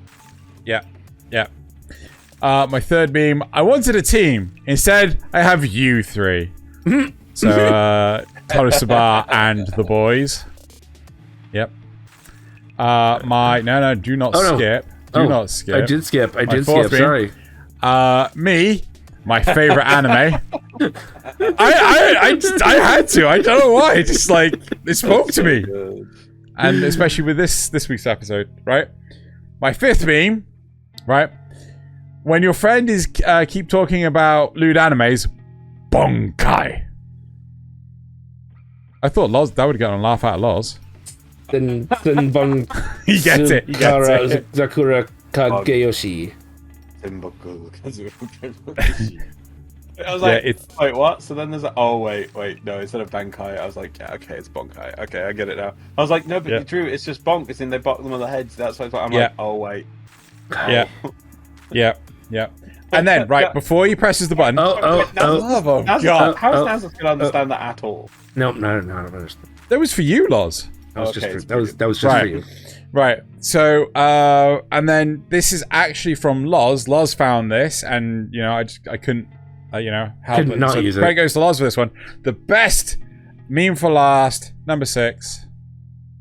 So RTX off. RTX off. I think you've cut it off. It was something like Mother of Dragons as well. Yes. Yeah. It's like, So. I hate that I like that. Yeah, it's just brilliant. I love it. It's perfect. So that is it for this week's episode. Next week we are doing the 6-episode follow-up for summer 2022. I can certainly say I need to catch up on some stuff. And that is it. So if Nasuth would kindly scroll down so I could read my lines. Thank you all for listening / watching.